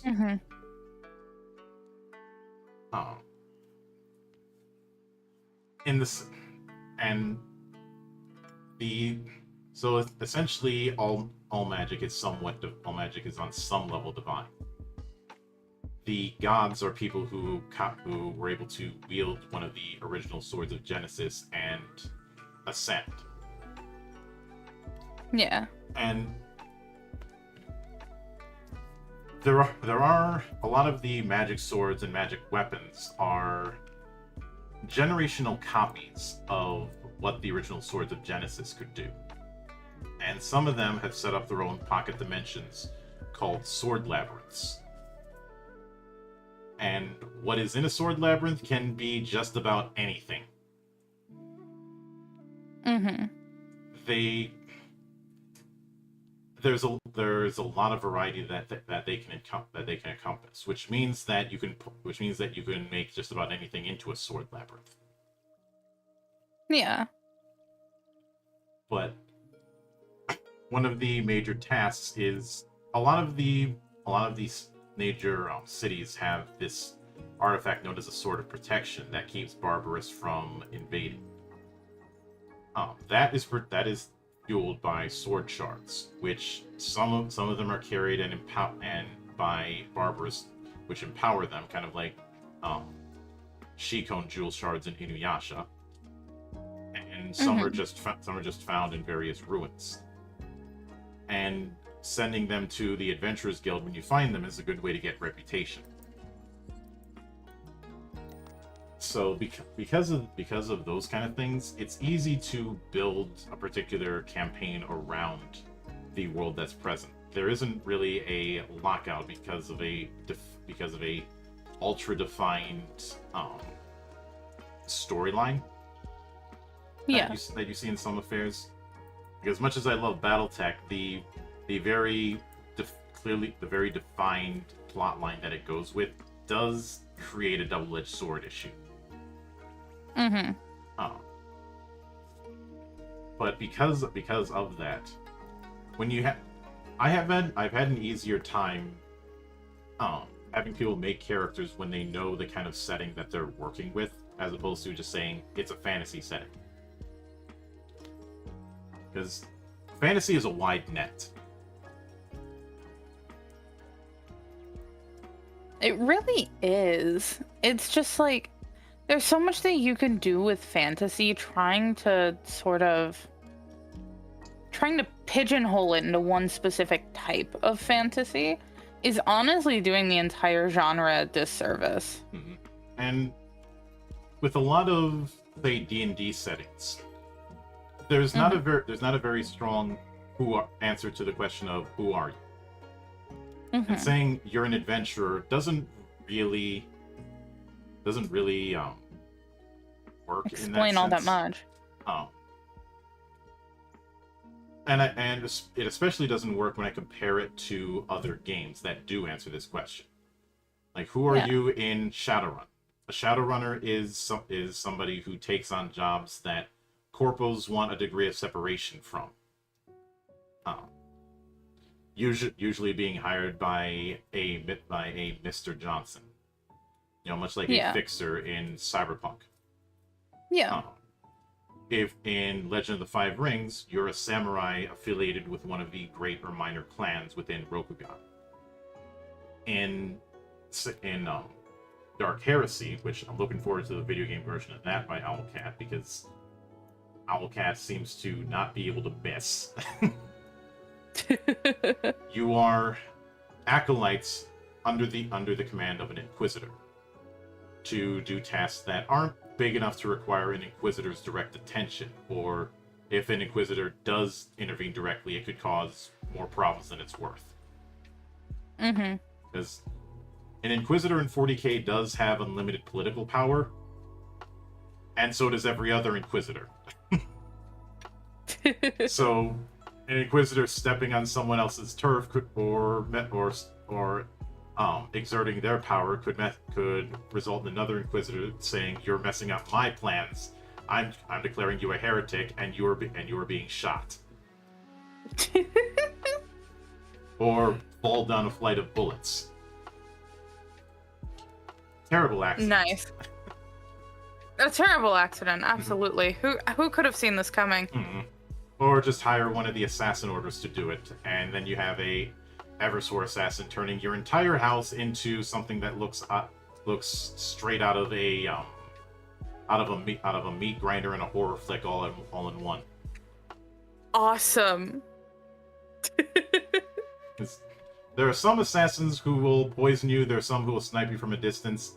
Then there's the Eversor who takes the rip and tear approach to everything that's within Straight from sight. Doom.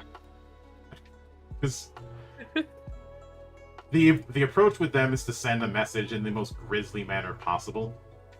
Of course. So seeing the aftermath of them is kind of like seeing how the sausage is made. Mm-hmm. But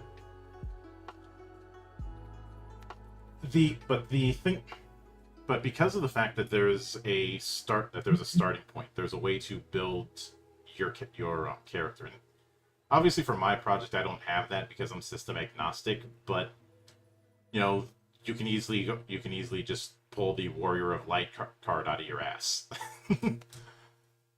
And in that particular case, and I do love the Warrior of Light card. Yeah, it's always my favorite to pull out. But more recent years, one other concept that was brought up within Sword World is the idea of vagrants. These are people who do adventurer-like jobs, but they're not affiliated with the Adventurers Guild, which means they can do more lucrative jobs, but it also means they're not getting help. Yeah. And because of that, vagrants are treated as this kind of Wild West, which is one approach that can be taken. And there's a bunch of books within the Library of Sword World that just focus on various regions and the like. Not just going into the locale of it, but even things like the kind of food or the kind of fashion that certain regions might have. Uh-huh. Which is a very nice touch. But I will share the pyramid of adventurer ranks just to illustrate what I meant earlier. Mm-hmm. As you get more reputation, you go higher up, and you get there's a certain opinion of the public. You also get a stipend of gem, which is that free column that you see there. Oh, okay. But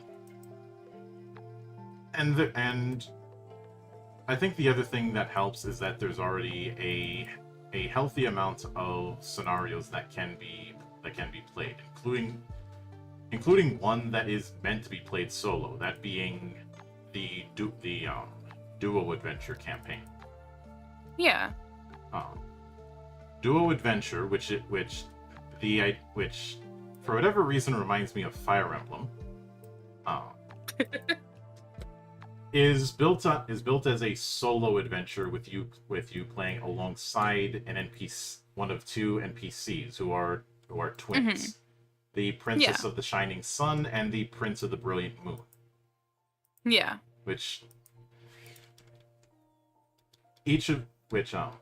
The idea is your decisions end up impacting how things play out with them. Ooh. And you essentially are playing as their advisor, I guess I could say. And I'll send a couple images just so I think you can see why I kept thinking of Fire Emblem looking at them. That's just yeah, I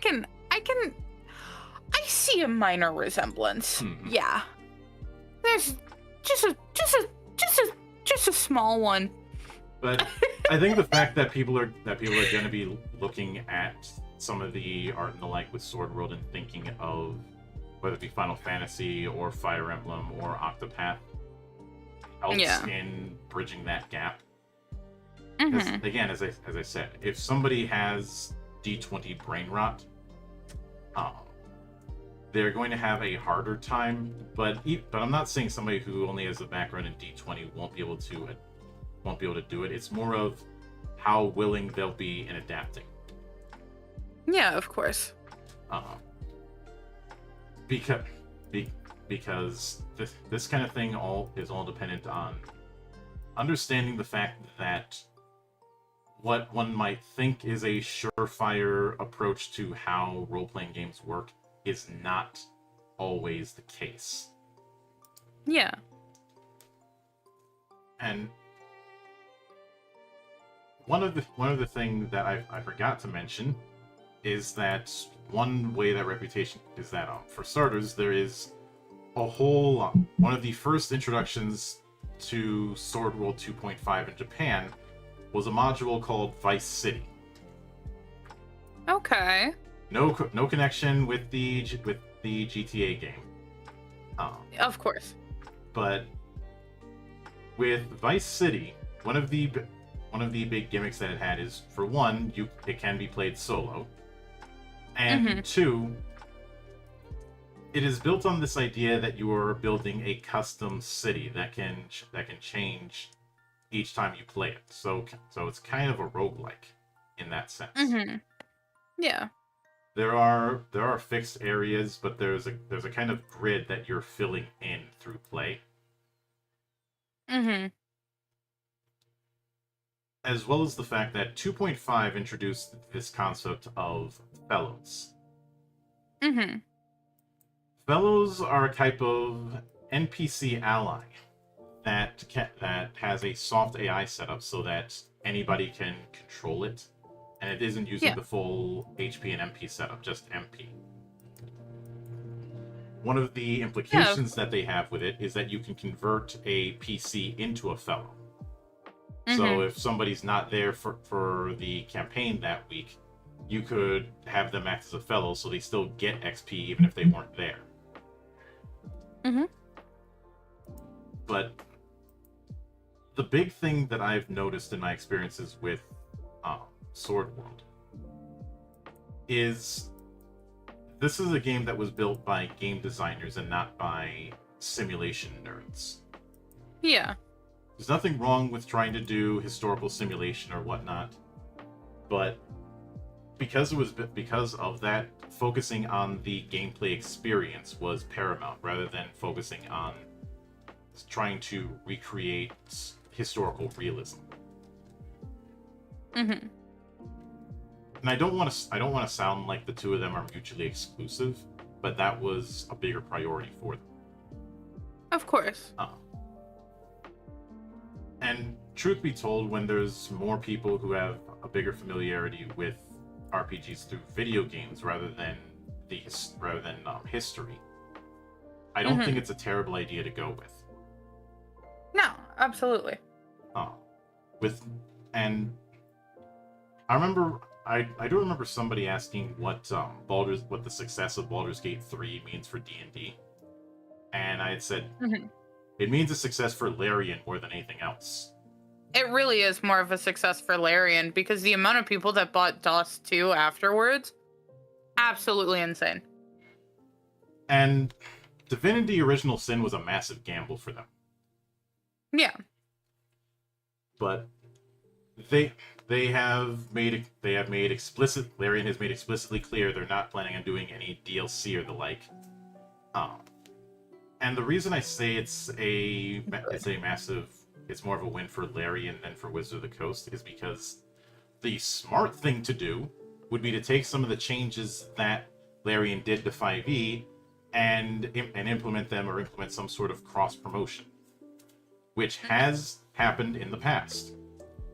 There were when the Neverwinter MMO came out back in the day, there was a 4th edition module built around that and ways to convert your character from one to the other.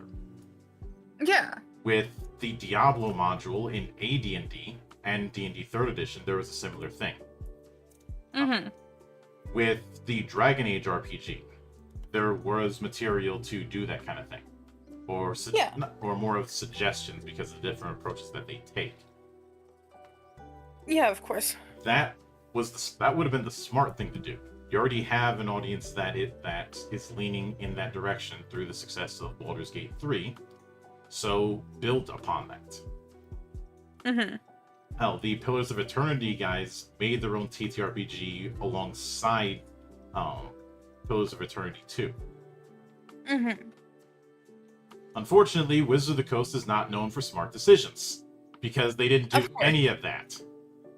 Yeah, of course. Instead, they DMCA somebody who makes a Stardew Valley mod that has Baldur's Gate 3 characters as NPCs. And I don't think it's a coincidence that they backed off right after Sven called them out publicly. Yeah. I do remember this. Oh. Because I was sitting there and I was like, yeah, okay, Wizards, yeah, sure. You know, the people who sent the literal Pinkertons on the guy that got, like, a magic deck early. A magic deck that they sent. That they sent!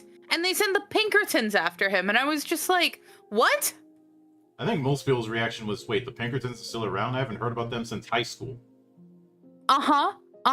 That was my reaction. I was like, what do you mean the Pinkertons are still around? But, sure, I just accept it now. And this is the reason they got called out on Bloomberg. Yeah. Well, for a lot of reasons, including the landfill cards.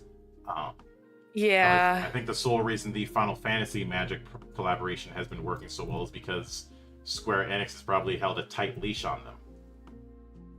Oh, 100%. Because I guarantee a lot of people who are in for that are not going to be coming back for a future set. In terms of decisions that were never made, what is your personal thought and take as someone who knows a lot more about TTRPGs than I would say even the average person? Why do you personally think that Sword World was never officially brought over to the West as a TTRPG that we could play? Now I have to tread cautiously with this, because I did find out an Italian publisher is planning on doing translations. So never say never on this kind of thing. Of course. But I meant as of 4th of July 2025. Oh yeah, I can get that.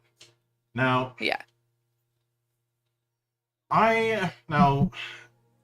With what I'm saying on this is coming not just from my experience with TTRPGs, but just my experience being an observer of all manner of geek culture over the course of my life. Mm-hmm. Yeah. Because I do have that habit of taking a broader step back and observing the totality of a thing. That's why when I became a VTuber, I'm like, it has to be a monk. There is no other option. There is no other consideration. It is a monk or it's nothing. because the monk, certain aspects of being a monk, is just me. It's just the way I've been even long before VTubing existed. Yeah. Because I've not just the fact that I've been doing this for 10 years, but I've been doing TTRPGs in one form or another since I was 10. Mm-hmm. But I remember I want to say it was 2013, maybe. I was at Comic-Con with my dear friend brother JT. It's the first and only Comic-Con that I've ever been to. And one of the panels that we ended up visiting was a panel for J-List.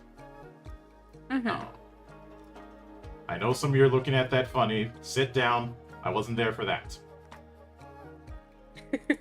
But the founder of J-List was there, and he had talked about how much of a pulling teeth affair it was for a lot of Japanese companies to even grasp the idea that there was a sizable audience outside of Japan. Yeah. A lot of them are downplaying, saying, nobody would like this stuff in the States or anything like that. Hell, even yeah. And I'd say another case of this was a story that, and I'm delving into wrestling for a bit, so for some of you who do not like wrestling, I'm not sorry. I love wrestling. I remember listening to Stone Cold's podcast when he had Samoa Joe on years ago. And Yeah. since Samoa Joe was on, inevitably the match with Kenta Kobashi was brought up, which I'm fine Yeah. with since Kenta Kobashi is one of my favorite of the Four Pillars of Heaven. Mm-hmm.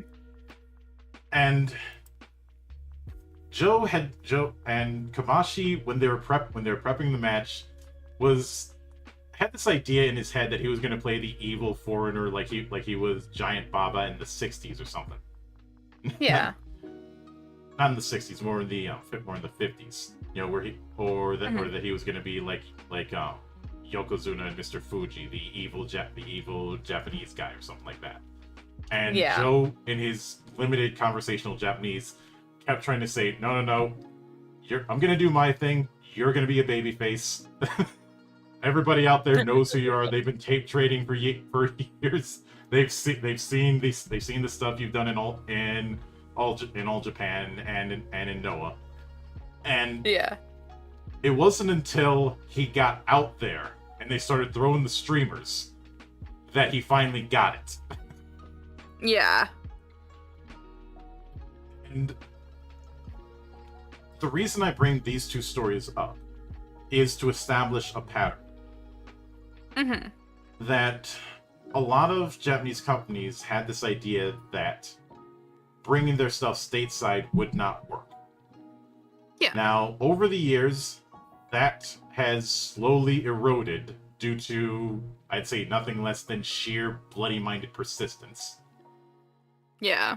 Which is how, and I'd say it's been easier with more indie tabletop than it has been with, say, Group SNE.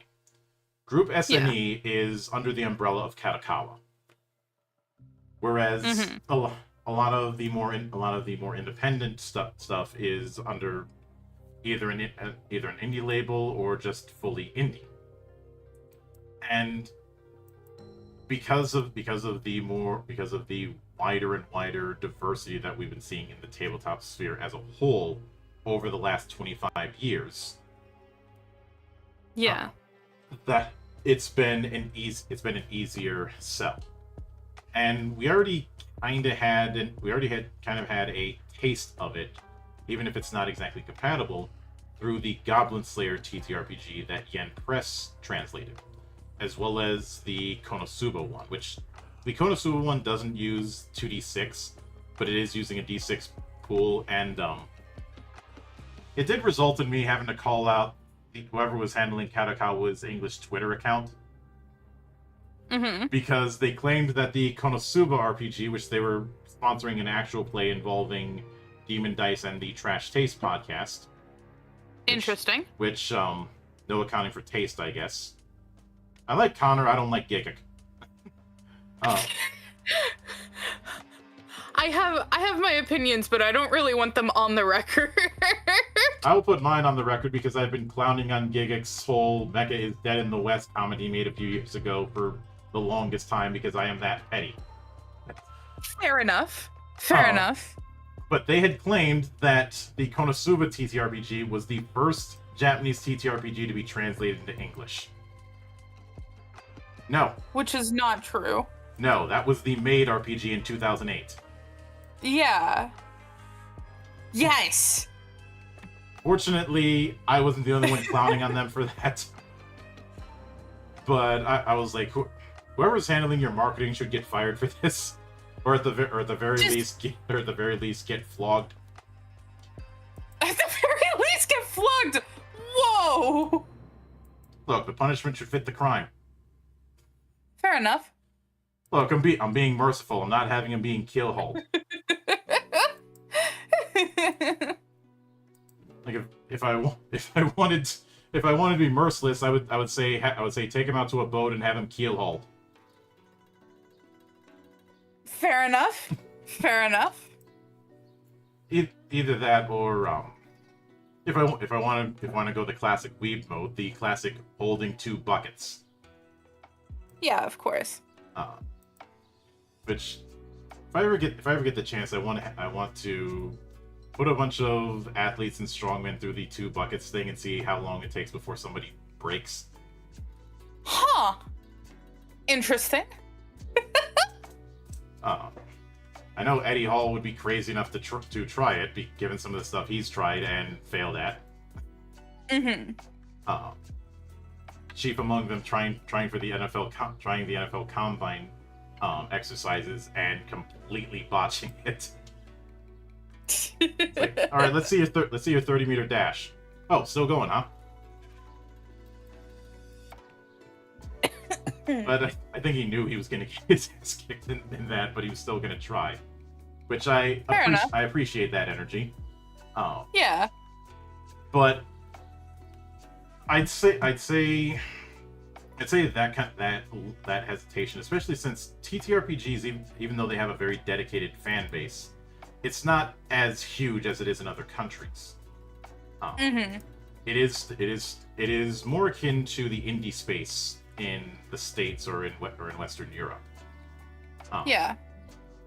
Which also is part of the reason why there's such diversity of output. Yeah. Like even though Sword World is the biggest, you don't have a bunch of people trying to make their own versions of Sword World. Everybody's more or less making. It's more a case of people making in-house systems, and even the other games that use the 2d6 approach aren't compatible with Sword World. Nobody's advertising their game as Sword World compatible.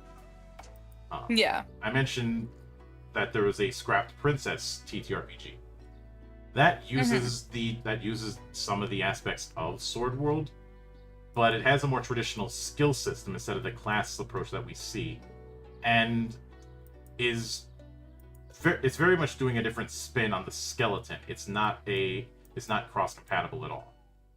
And I mentioned before, Goblin Slayer and Sword World are not compatible. Yeah. Though I have seen some people say, why didn't they use D&D for Goblin Slayer? And I'm like, D&D doesn't have that big of a foothold. Yeah, no, of course they didn't use D&D. I know the argument that some people made was the fact that the Adventures Guild application in the light novel is just a 5e character sheet. But that could have been something done by the artist, not the writer. Yeah. I know that the writer claims that Goblin Slayer was based on his D&D adventures in college. But I have a sneaking suspicion that it was Sword World 1.0 he was playing. And the reason I say that is one of the cast is the Lizardman Shaman, who was able to make skeleton allies through Dragon's Teeth. There's nothing like that in early D&D, but there was a Dragon Priest in the DM section for Sword World 1.0, with the ultimate enlightenment goal of becoming a dragon. There's also the fact that the Dwarf Priest I actually got it confused. It's the Dwarf Shaman and the Lizardman Priest, which makes more sense. I end up getting those two cross-wired. Whenever he's casting spells, he keeps telling the gnomes to get to work. Gnomes are a kind of earth fairy. And Shaman in Sword World 1.0 would become Fairy Tamer in 2.0. Okay. So, I'm not saying that's proof, but it's enough for me to raise an eyebrow. And that's why I do think, in time, it's possible that obviously the fan translation group is still going to be doing their thing. If official stuff comes around, that will be nice. But I'd say the other problem when it comes to Sword World is just the sheer amount of stuff that it have to be translated. Yeah. Because you not only have the 3 core books, but you have multiple expansions. Some of those are Abyss Breaker, which is more about the Abyss and the Demon Realm, and included a couple new classes. Arcane Relic, which expanded the magic item collection and added a couple new races. things like the Barbarous books, like Barbarous Rage and Saga, which introduced more character creation options for playing Barbarous. Um, Battle Mastery, which introduced the Battle Dancer class, as well as arena encounters, as well as Okay. boss variants of high level monsters. Mm-hmm. Epic Treasury, which is just a expanded equipment section. Mm-hmm. Magus Arts, which expanded a lot of the spell casting, as well as introduced the concept of deep magic, which Mm-hmm. deep magic doesn't have an associated class, but you get deep magic spells if you have levels in both sorcerer and shaman. Yeah. So if you have 1 level in sorcerer and 3 levels in shaman, you have 1 level in deep magic. Oh, okay. You have the first level deep magic spells. Deep Yeah. magic can be particularly powerful at higher levels, but it's expensive because you're putting XP in 2 major classes. But Mm-hmm.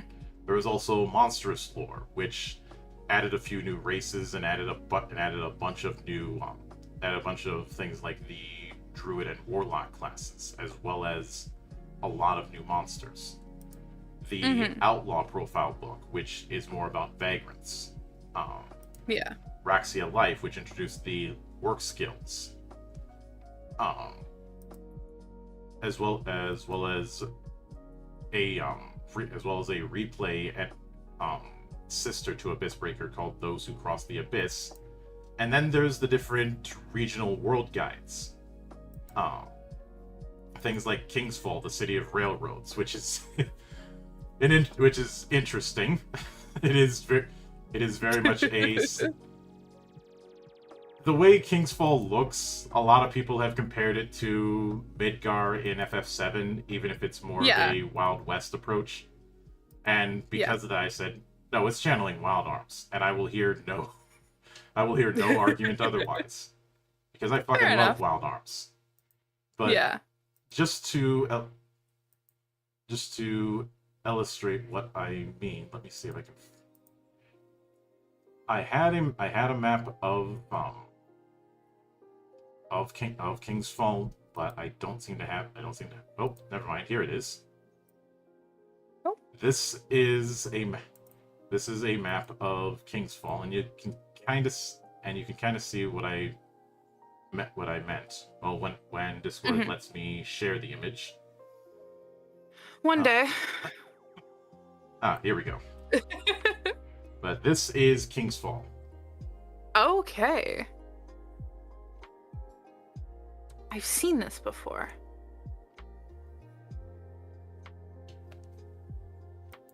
Okay.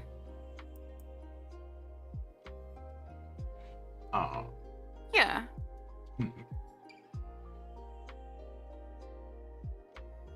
Where have I seen this map before? But I think you can see why. Well, there's a lot of maps. There's a lot of town maps that have this circular design. You may have stumbled upon me tweeting this at one point while I was deep diving through the books. I'd also be remiss if I didn't bring up the Sire Code region, which is a region of floating islands. Mm-hmm. Not just one floating island, a whole archipelago of them. Yeah. But all of that stuff would have to be translated, and Marco brings up that apparently he has a friend who did some work in Japan. A lot of the big companies' translation division was where they sent younger and or difficult employees. They'll take it with a grain of salt. I do remember Ted Woosley saying that he only had maybe 3 people working with him when it came to translation and localization. Mm-hmm. Which is why, even though people give the Woosleyisms a lot of shit, I'm willing to cut him a break, because think of the sheer amount of text you have to translate for Disc 1 of a Final Fantasy entry in the PS1 era. Yeah. And then multiply that by the entire main storyline, not including all the quests, all the stuff from the menus, all the stuff for effects, and all the naming conventions and everything. And you've got to not only translate it, but make sure it fits on the text boxes given. Yeah, of course. So it's, and given the fact that he only had less than a dozen people working with him on this, some gaffes are going to be inevitable. Oh, of course. But I do hold out hope that with more time and exposure, that will end up changing. Since for the longest time, I had thought that Live Alive would never officially come stateside. Mm-hmm. And yet we got exactly that a couple years ago.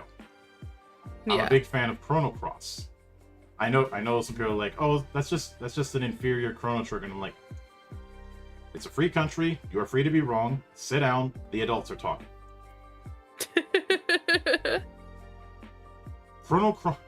I appreciate, don't get me wrong, I like Chrono Trigger, but I am sick to death of people using Chrono Trigger as a pedestal at Cross's expense and acting like it was just a pretender to the throne. Yeah. It is its own beast and should be referred to and should be treated as such. And even the devs had decided early on that if they tried to make a Chrono Trigger 2, it wouldn't be as good.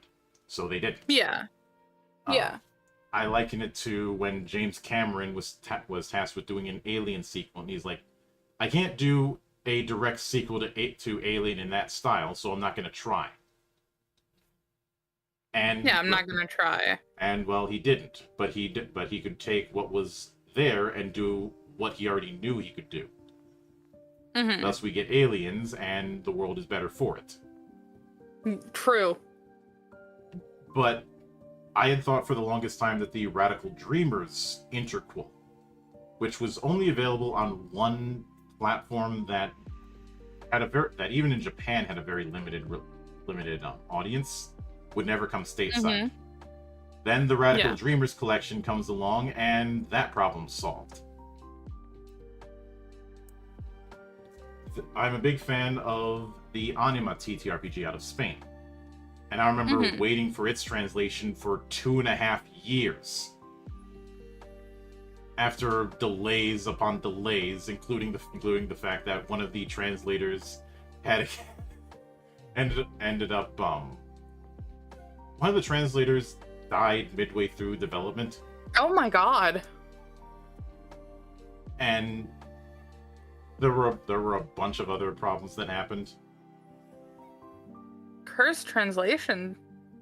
That, and midway through, the revised version of Anima comes out in Spain. Oh god. Oh god. So they had to throw a bunch of stuff out and start from scratch. Yeah. But it eventually like, what's the point of out. doing the original when the revised version came out? Yeah. But it eventually came out. Mm-hmm. So the point is, never say never with this sort of thing. Oh, of course. And I'm sure you can think of a few games that, for the longest time, you thought would be locked to Japan exclusive. Mm-hmm. And in recent years, we've seen more and more games that were region locked get fan translated, even if the translation takes years. Yeah. I would say a recent example would be the Shin Megami Tensei VX fan game. This was a Japanese fan game that for the longest time wasn't available in English. Yeah. An early incarnation of the Ace Combat series with Air Combat 22 is coming stateside through the arcade archives. Mm-hmm. And if that's a stepping stone to getting Ace Combat 3 in the US, I consider that a win. Oh, entirely. But also, one really big one was a game back on the Genesis / Mega Drive called Hybrid Front, which was a mech-based strategy strategy RPG that was on the Genesis, and kind of, in some regards, kind of feels like a precursor to certain things we'd see in the likes of Advanced Wars, and after 30 years, it got translated to stateside. Hell, if I want to go even further, let's consider the fact that the first two Front Mission games, which were region locked for decades, now aren't. Yeah. So, because of that, there is always the possibility. And I know Where's Blade is going to be translated later this year, and that's been high up on the White Whale list. I had known about the Mega 10 TTRPG for a long time, and then we finally got it. I have seen some not realize that it's not trying to be Mega 10 as a whole, but just wants to be Nocturne. Yeah. Which makes sense. That's how a lot of games in that region are built. The spin-off 200X was not built for Mega 10 as a whole, but more the first two games and a tiny bit of If. Yeah. And I do have a feeling that some of those early Mega 10 games will get either official or fan translations with time. Oh, I hope so. I'm pretty sure at least, and one of the early ones did for a while, but it was on the iOS, unfortunately. Though there are iOS emulators. Yeah. For the How good they are. For the longest time, one of the sleeper hits of the iOS platform was Infinity Blade, which was locked to a certain version of iOS, and then someone managed to port it so that it can be played on PCs and on tablets. Oh, nice. It took a long ass time, and it was a ground up kind of thing, but it is playable. I do have the files for it. Oh, based. So, a thing that people will end up seeing a lot when they look into how I do things within this monastery is I am far more optimistic than my peers are within the gaming space. In fact, every few months I do a stream called The Hangover Shit Show, which is focused on highlighting indie games, and a part of the reason I do it is to give one giant fuck you to people who say nobody's making any good games these days. When the last time I did this, there were so many games that we were highlighting, I had to split it into 2 streams. Because I ended up over numerous indie showcases, I ended up collecting 120 games to highlight. Over the span of a month. Oh, jeez. More like 2.5 weeks, but still. Yeah. No, I totally get it. And even after that, there were more showcases that dropped. But I was like, no more. I'm done until at least TGS or Gamescom. Release me. I can already see it. But I consider that a good problem to have, that there are so many people absolutely. making high-quality games in the indie and AA space that even I, somebody who keeps a close eye on this thing, is having a hard time keeping up. I know some people will keep an eye, will look at indie games during, like, Next Fest or the like. For me, it's a year-round thing. Oh, of course. And because of that, I cannot build myself to possess the level of cynicism that some have. I've even called some of that cynicism performative. Because at times it feels like people are just dancing about in a "how do you do, fellow kids" kind of way. Yeah. But one thing one thing that I certainly want to do more often, and hello there, Mr. Amov, um, showcase the, as I've done for many years, showcase the totality. Um, that's kind of been the modus operandi of this place. Yeah, and that makes sense. I know I could probably get more clout if I just covered D&D or did the occasional D&D one shot like some YouTubers do, but as I said during my debut, which was also my 10-year anniversary, I don't give a shit about clout.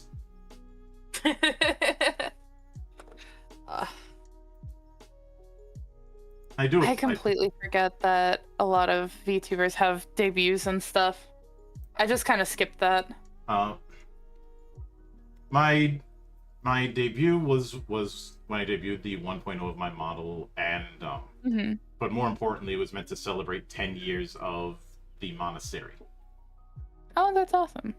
That's why I held off on showing the model until the day that I hit that 10-year mark.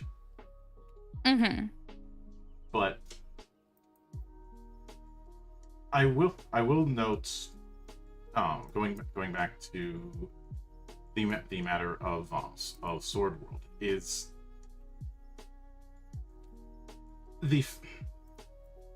I think one of the big things that makes it an easier thing for people to go on with is there is already a framework for you to build your own adventures instead of just throwing you right into the middle of a pool and saying swim, damn it.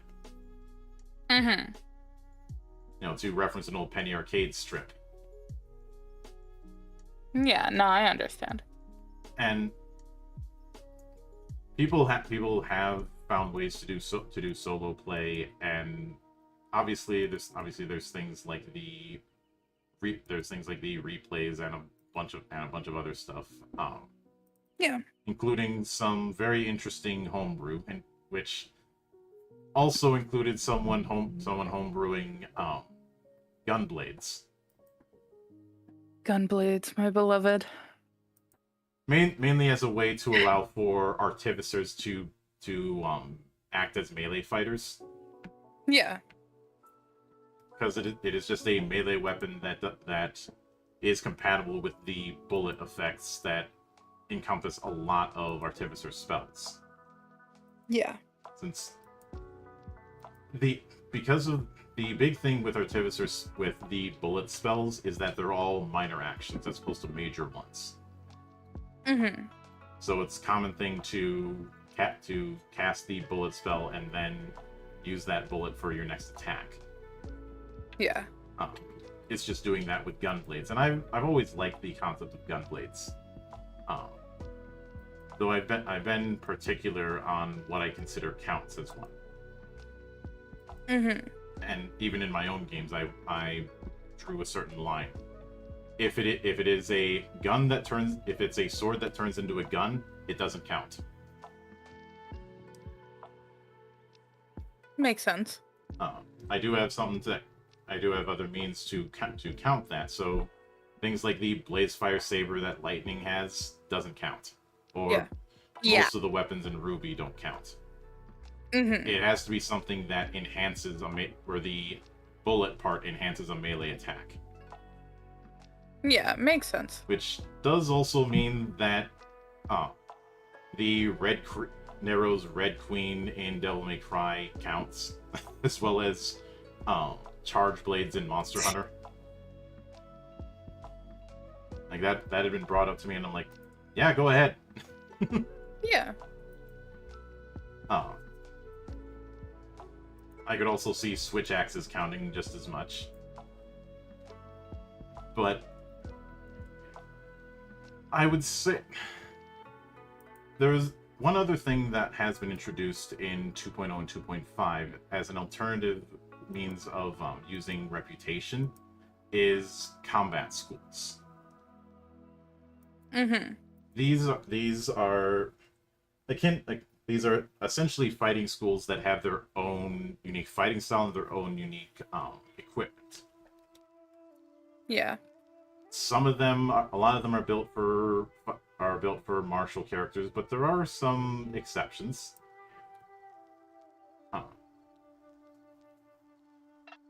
I'd say one particular exception is one particular approach is the Iron Wall, is known as the Iron Wall style of Logan the Crusader. Yeah. Which has a few restrictions. You need to be a priest of Lyphos in order to use it. It's easier to use it, but the big thing with it is having a specialized shield and really focusing on defense.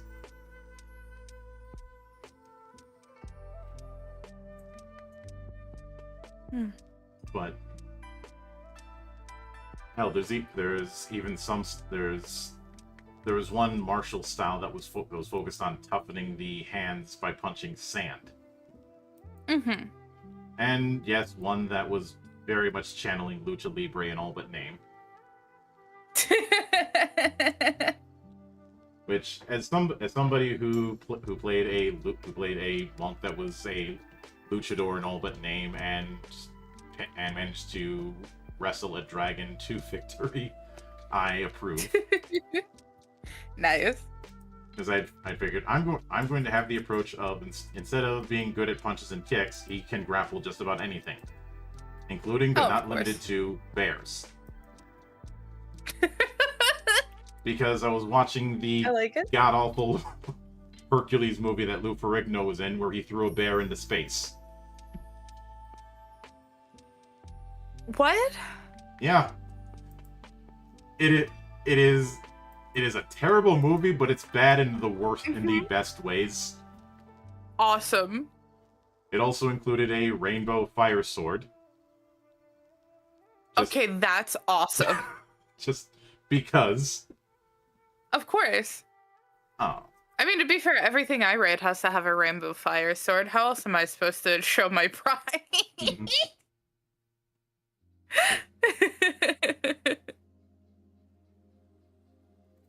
Yeah, but when it comes to, I do intend on eventually running Sword World again. It won't be the next one that I do for the Cloister. That's going to be 7th Sea. But I've mentioned this elsewhere. One of my big goals isn't to go to Offkai or something like that. In fact, I think me going to Offkai would be completely out of character. Yeah. That and I don't think people want to watch me do 3 hours of nothing but short jokes. Yeah. Because I know, regardless of which personality I meet, the first thing I'm gonna say is, "You're a lot shorter up close." Oh, I'm sure. I'm 6'6", so I'm legally obligated to make those jokes. Yeah. Hey, how's the weather up there? I usually just Can you grab a star and bring it down while you're up there? I think I lost my balloon as a kid. If I really want to be cruel and I'm drinking a bottle of something, I'll just go, "It's raining." That's mean. That's really mean. It is, but if somebody's gonna try to make the tall joke, then I am a firm believer in equality. Fair enough. But no, one of my long-term goals has been to run a one-shot with a bunch of VTubers, but I can guarantee you it's not going to be D&D that I do it with. Dude, Sword World sounds like really fun, and it would really fit with a lot of VTubers' sort of like general vibes and thoughts. I feel like it or even my own project would be better fits, because whenever I review a game, whether it be tabletop, whether it be video game, what have you, I never do a score metric or how good is it kind of question. Yeah. The approach I take is more like a tailor. Yeah. You know, if I go to a tailor to get measured for a suit, I'm getting measured for a specific kind of suit for a specific kind of occasion. Yeah. For those of you who've never been to a tailor before, think of the Taylor and sommelier scene in John Wick Chapter 2, and you're not far off. Yeah, it's basically like that. And hell, a sommelier is going to recommend a particular kind of wine to go with specific types of food. Mm-hmm. So same principle. And not every wine goes with every dish. That is very true. Not every wine goes with every dish. But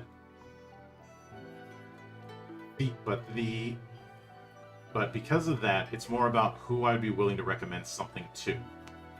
Mm-hmm. Like, if you mentioned Star Trek earlier, I would be far more willing to run something like Star Trek Adventures with you than trying to force D&D into Star Trek. Yeah, of course. If somebody's a big fan of Hiro Aka, I would be far more willing to recommend my friend's project Super Breaker to them, which is a My Hero Academia RPG in all but name. Oh, fascinating. If somebody's a fan of shonen battle manga as a whole, I'd probably recommend them games like Valor or Shonen Final Burst, which are explicitly built for emulating that kind of thing. Yeah. You know, if someone's more of a fan of Maho Shoujo, I'd probably recommend them Magi Knight's Awakening, which is built around that kind of thing. Oh. Doubly so if they're a fan of Madoka Magica, because that was one of the main inspirations. Can you actually link me that one? Because that one would be really good to send to a friend of mine. I can do that because, full disclosure, I backed the game on Kickstarter, and I have done multiple interviews with the developers. Oh, awesome. And originally it was just Magi Knights. They retitled it Magi Knights Awakening because this was around the time that the OGL bullshit was happening, and it does have some DNA of 5e, but it is not 5e compatible. Yeah, which makes sense. And I ended up adapting one of my characters into that setting. Because I have a recurring character I use in my reviews called Altine, who was intended to be a way for me to do the character creation part of my reviews without having to make a new character every single time. Yeah. But I had commissioned art of her within one of the main schools within the setting, which is Frost Peak Academy. Okay. And obviously doing one art for the civilian form and one art for the magical girl form. Yeah. So I ended up putting up my own crazy ideas in the process. Like, instead of having a compact or some bit of jewelry for the transformation item, why not a gauntlet? That goes crazy, actually. Which you can see there. And going with a Magi Knight form that was drawing a bit upon Lenneth and from Valkyrie Profile and Ray Earth. Okay.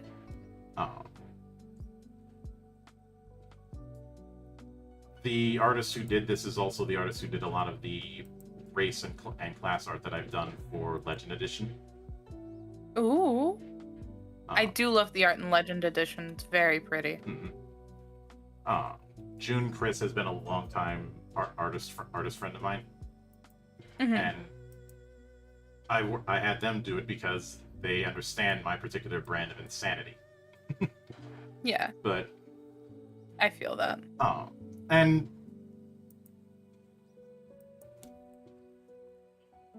I'm of if you're in the monastery long enough, you're going to see a lot of games that you're not familiar with, and that's perfectly fine. Expanding horizons is what I try and encourage, instead of just being in a comfort zone. Yeah, of course. To reference a song from Dream Theater, bold enough to conquer, brave enough to fail. Yeah. But if somebody's more a fan of Gundam, I'd probably recommend them a game like Battle Century G, which it can encompass a wide variety of mecha, but it's not as dense as Mechton Zeta is. Yeah. If they're a fan of Macross, then I'd probably recommend them the Robotech game by Strange Machine Games. Hell, I did a whole campaign with that one. And if somebody's more a fan of Persona, there's a game like Grimoire of Heart that is very much built around emulating Persona. If somebody is a fan of Doctor Who, well, Cubicle 7's been doing Doctor Who in RPG form since Doctor Who came back. Yeah, I was gonna say, ever since like New Who came out in 2005, there have been Doctor Who RPGs. There were a few before that, but one of them was during the FASA era, where everybody had a hard-on for simulation, and it's one I don't especially recommend. Yeah. If somebody's a fan of more wuxia type affairs, there's whole swaths of games around that. If someone's more a fan of Hokuto no Ken or Fist of the North Star, there's games like Lone Wolf Fists, which, full disclosure, the developer of that is a dear friend of mine. Oh, nice. If somebody is a fan of sports anime, like say Slam Dunk or Haikyuu, there's a game out there called Fight with Spirit that is purposely built for sports drama anime. Oh. There is literally something out there for just about everyone. Yeah. And given that, I have even less reason to try and force 5e into everything. Because when I look at the designs of various VTubers, and this may be something that I try and do in the future, the ones that I think would fit within a D&D framework are either in the minimum, or I can only make them work by using a third-party thing like the Spheres system, which is more of a talent-based design than a defined spell list. Yeah. And hell, even with your approach, there's a game out there called Relics, which is all about angels. Oh, is there really? Yeah, I covered it a few years ago. I interviewed the devs some time ago. The idea with there's a couple central premises with it. One, instead of using dice, it focuses on a tarot deck. And two, the premise is angels who for reasons no one quite knows, are stuck on Earth. Like they can't get back to heaven for a unknown reason. Did they make a TTRPG out of my lore? I don't know because I covered this game years before I even became a VTuber. Yeah, I was gonna say that answer is most definitely no. I just think it's funny. Yeah, I interviewed the dev 5 years ago. Awesome. So, unless you were actively VTubing in 2020, I'm pretty sure that's just a case of convergent creativity, as my brother likes to say. That's 100% what it actually was. I just thought it was funny to say. I suppose which is why it's somewhat hilarious, but a bit annoying when people look at my design and think, "Oh, you based this on your D&D character," or my design. No. Yeah.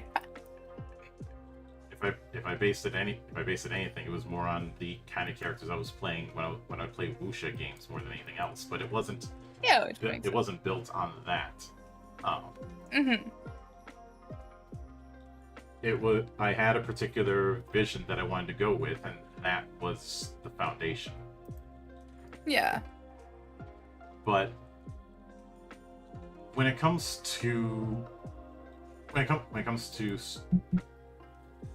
the totality, I remember some time ago I decided to do an experimental collab with Shiramiya, a buddy of mine.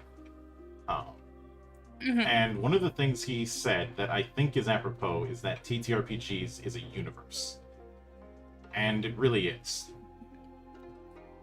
And I'm pretty sure one of these days I will end up making commissioning somebody to make a short comic where I say 200 300 years ago everybody knew the earth was flat. 2,000 years ago everybody knew the earth was the center of the universe. And 5 minutes ago you knew there were only 2 RPGs out there. Imagine what you'll know tomorrow. Yeah. Because when I bring up a lot of these names, I've seen a common response is I've never heard of any of those. And there's a part of me that wants to say it is difficult to hear when you are not using your ears. Yeah. If you're not looking for them, of course you're not going to hear about them. Yeah. I realize that might be a very Zen-like thing for me to say. But it is, if you're not using your eyes, it's impossible to see. If you're not using your ears, it's impossible to hear. And Yeah.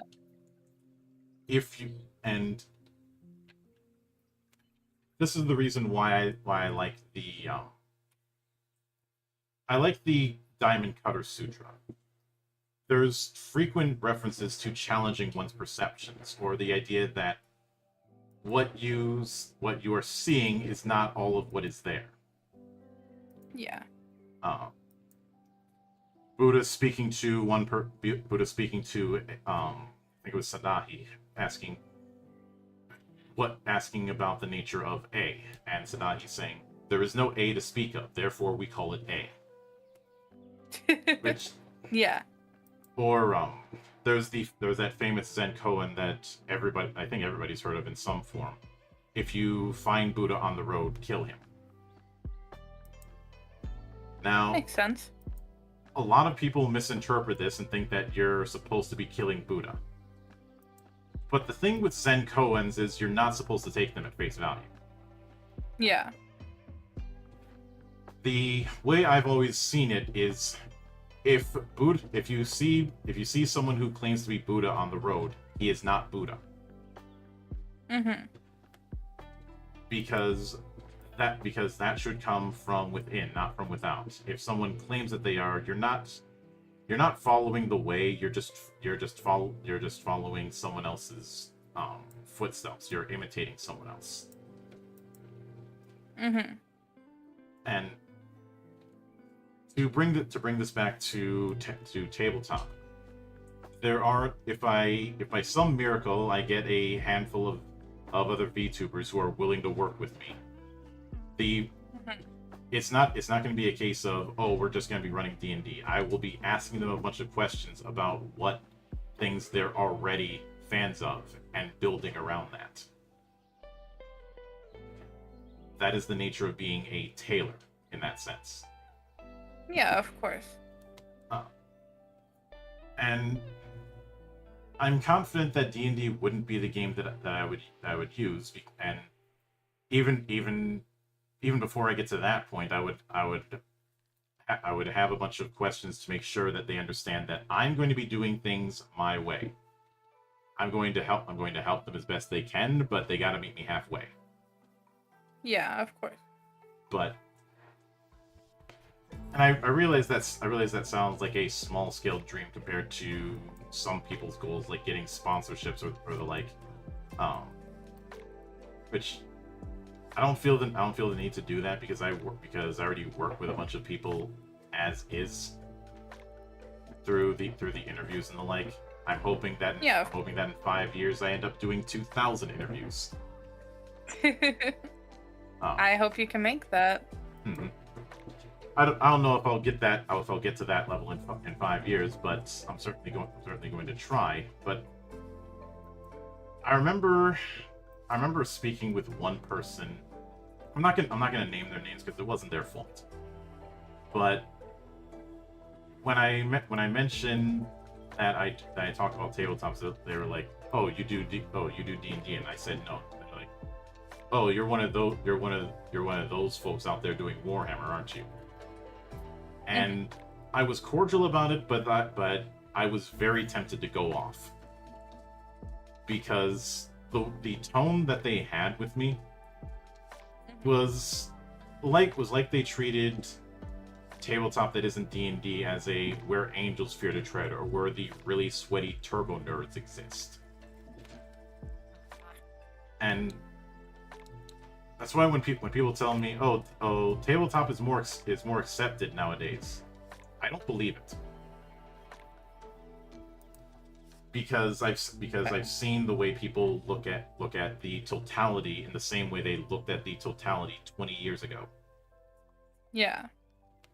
And in my own small way, I'd like to try and address that issue. But this is something that I've talked about plenty of times on this channel. It's just to provide a bit of context and why I fly the flag so hard for something like Sword World.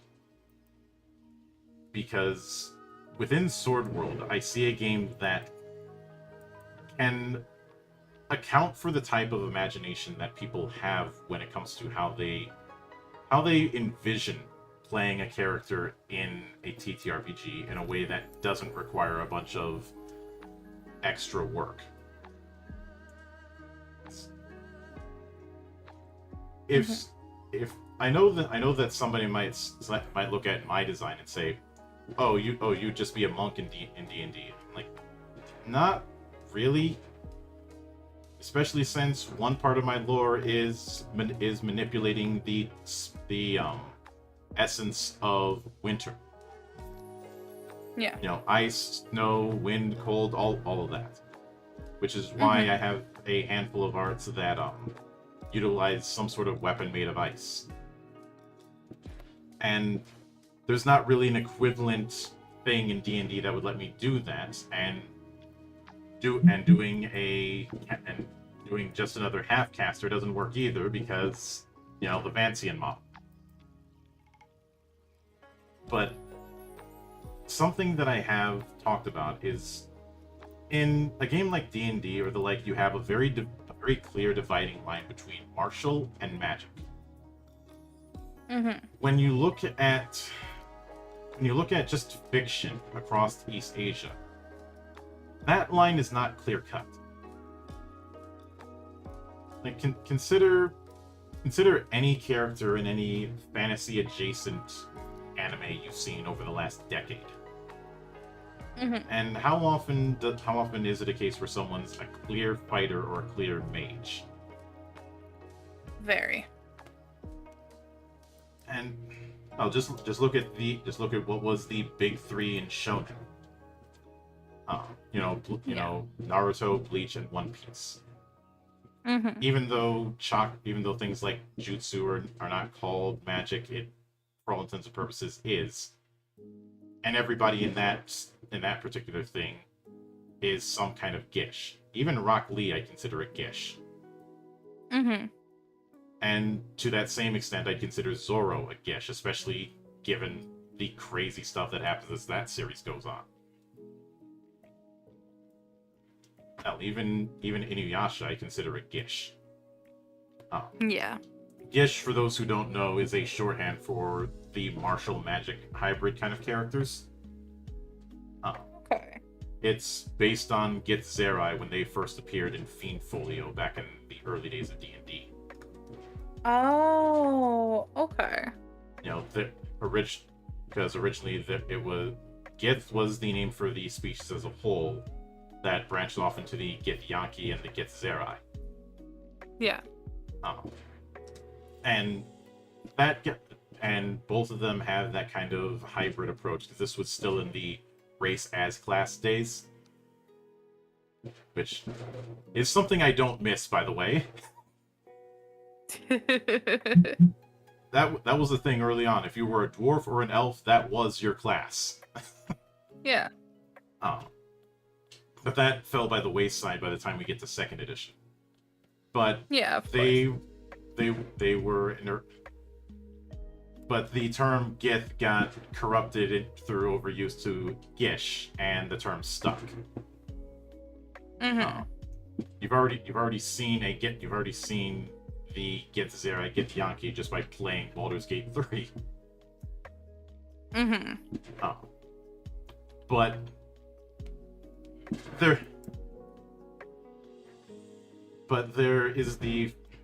there's the fact that trying to, even if I looked at yours, or trying to force that into D&D would create problems, because the closest equivalent to an angel would be an Aasimar, and that is not a 1-to-1. I would have to make a whole race out of whole cloth, or just homebrew everything, which at that point, I'm not a homebrewer anymore, I'm a backseat designer. Also known as any modder on any Bethesda game in the last 20 years. That is true. But with that in mind, I'd say that's as strong a place as any to wrap up. So, are there any, before we do the wrap up, are there any final questions you might have had? I do have one final question. Shoot. As it stands with the fan translation of Sword World 1.0, 2.5, and all the expansions, do you think that Sword World would be able to stand on its own, that if brought over officially in the West, and basically see its own sort of subgenre of TTRPG fans in the West? Yes, and it already has. Okay. Because there's already people doing homebrew for it. There's already people doing actual plays for it, including my own. There are already people actively engaging in what is there presently through both the Discord and the subreddit. So, yes, I do think so, because it already has. Okay. Now, if somebody is expecting it to be the kind of active that you see with D&D, that is never going to be in the cards. But that's not to say it can't happen. I'm not saying it's going to usurp, but I could see a lot of people who are exhausted with D&D trying out Sword World. Yeah. I can definitely see that too, especially as someone who's personally felt the D&D get just very tired of it. And this is something that I knew was going to happen. And I'm not calling myself a prophet or anything like that. Yeah. But I knew that as WotC kept fucking up, people were going to venture elsewhere. Whether it be through Draw Steel, whether it be through Daggerheart, whether it be through Mythcraft, whether it be through some of the stuff that's in the Orc license instead of the OGL. Yeah. The fact that a Berserk board game is in the works. What I liken it to what we saw in the tabletop space in the 90s. Yeah. When TSR went belly up due to their own really bad decisions, and there were a lot of bad decisions, such as a bunch of novels that nobody asked for, or the Buck Rogers RPG that no one asked for, because who the hell was going to know who Buck Rogers was in 1986? I still don't know who Buck Rogers is. I mean, yeah, there was a Saturday morning show back in the 70s, but that was the 70s. The only reason it happened was because Lorraine Williams' family owned the rights. And that would do it. But when TSR went belly up, the entire tabletop space didn't die. Yeah. It diversified. You had companies like White Wolf and FOSSA establish a bigger foothold. And while that isn't exactly what's been happening now, something close to it has been happening, with everybody going off and doing their own things. Yeah, because I definitely see, especially if we're talking about like sort of like bigger TTRPGs, I do see a lot of people, at least in my own personal circles, decide to go to Pathfinder rather than Dungeons and Dragons. Which, if I'm being honest, the jump over to Pathfinder is, I think with some people who are making that jump, not accusing your circle of any of this, but Yeah. I'm not confident it's gonna last. Because that's fair. I think some of them are gonna approach it and thinking, oh, it's just D&D with a different spin. But Pathfinder, especially Pathfinder Second Edition, has its own way of doing things Yeah. that isn't exactly going that. And if you aren't willing to do like the Romans do when you're in Rome, you're gonna have a bad time. Yeah. It's like switching to Linux without realizing what switching to Linux means. Mm-hmm. I'd liken it to when I saw a bunch of people when there were a bunch of people who jumped off of Warhammer 40k because of the bullshit that Games Workshop had done, especially trying to kill off fan animations. Yeah. A bunch of them tried out games like BattleTech or, in my case, Infinity. But they approached Infinity the way and the combat that it does, the way you'd approach combat in Warhammer 40k, and got tabled. For those who don't know what tabled is, that is just completely getting wiped. You got your ass kicked. Yeah. Because Infinity works on a different kind of combat metric. One where charging in the open is the easiest way to get yourself slaughtered. Because when you activate a unit in Infinity,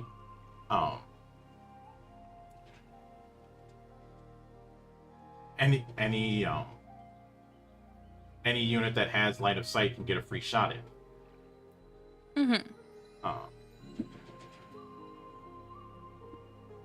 And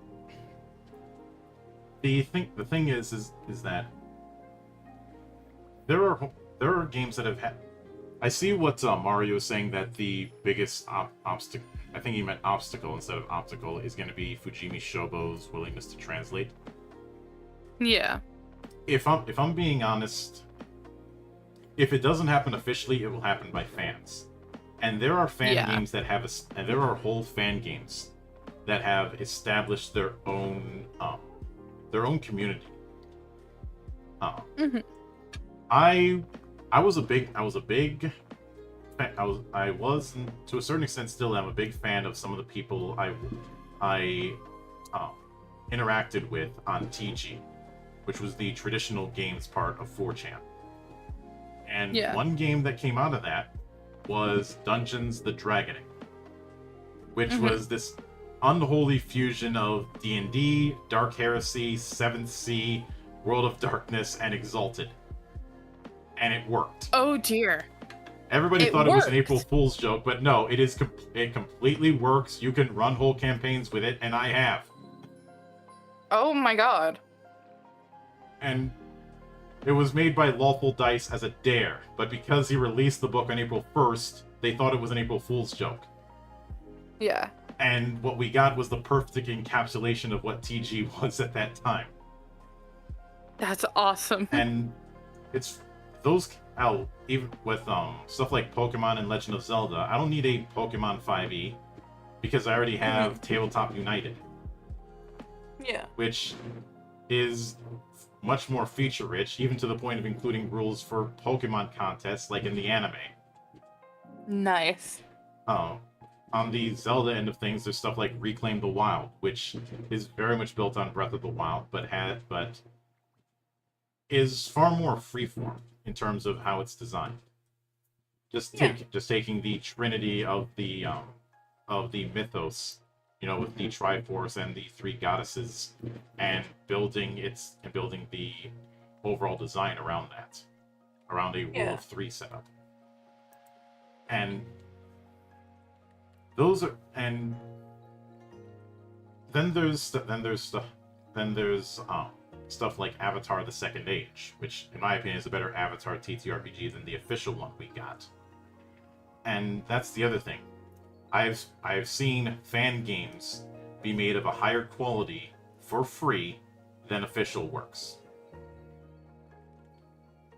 Which is why I had no problem with making with making a free fan game because I was like, it would be the ultimate flex if I can completely embarrass professionals with a game that doesn't cost a damn thing. Much in the same way that, say, Vampire Survivors was flexing on a bunch of people, and that game only costs $2. You know, it is one of those kind of things, and that is why I have far more optimism on the future of Sword World and the future of tabletop RPGs. Because I know a bunch of people could say, yeah, people are playing D&D a lot nowadays, but I'm like, how many people are buying the new books? How many people bought the 2024 book? It's, from what I had heard from my own sources, that not doing great in that regard. And a bunch of content creators had this attitude of, we're not using it. And and a bunch of D&D content creators just aren't doing that at all because the amount of clicks just aren't there. Which, there's a certain morbid part of me that wants to say, get filtered. You know, so that the people who actually care about TTRPGs can do this. I realize that's a bit arrogant on my part, but I don't have a shoulder angel and a shoulder devil. I just have two shoulder devils. One's just worse than the other.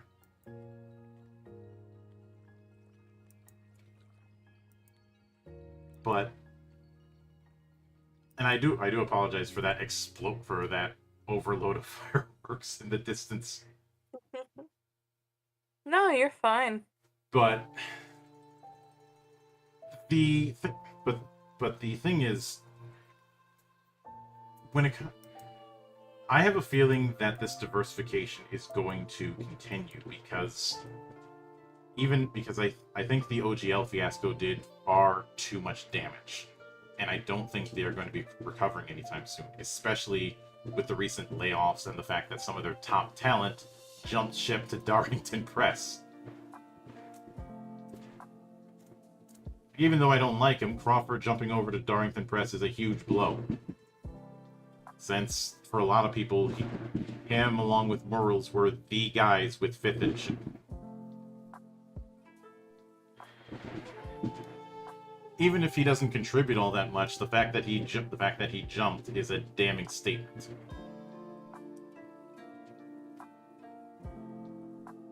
So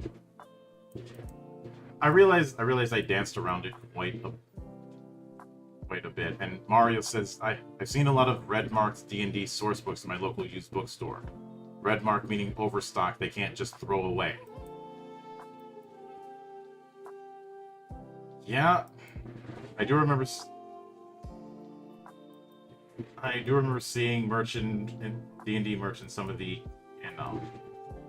one of the more infamous clearance stores. The place where your toy line goes to die.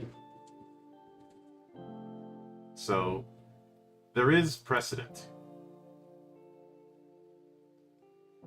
And as I mentioned before, there's also been the issue of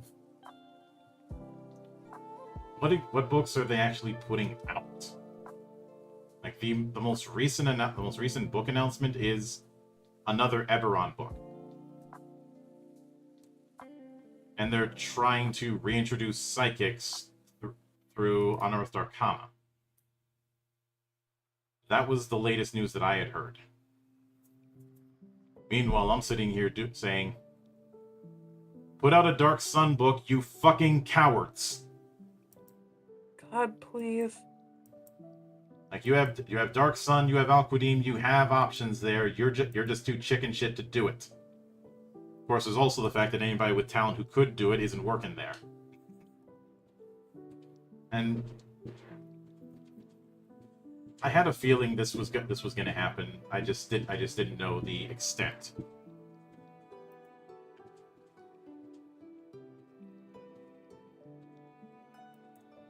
But I think as time goes on, you're going to see that diversification, and I am here for it.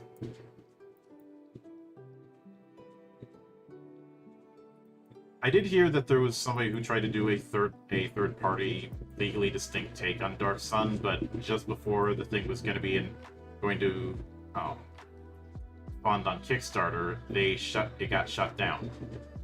Like, they shut it down, and they never explained why they did.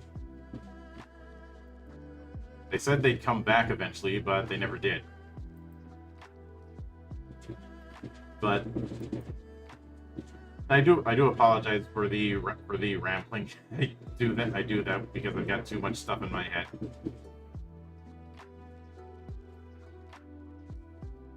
And there's too much of those fireworks, and I can't just close my window because it's too hot. But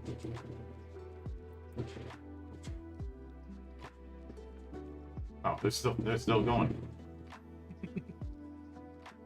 And Mario says he was just gonna bring up Dark Sun. You almost had it. You gotta be quicker than that.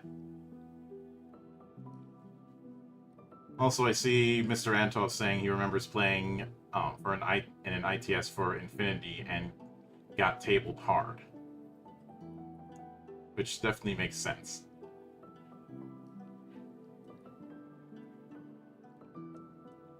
But and Hydra also brings up if somebody wants to know how the Inquisitors work to read the Eisenhorn books, which is definitely the case. And finally, it sounds like the fireworks have calmed down where I am.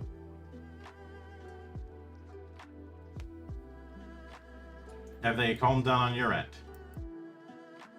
Yeah. Oh.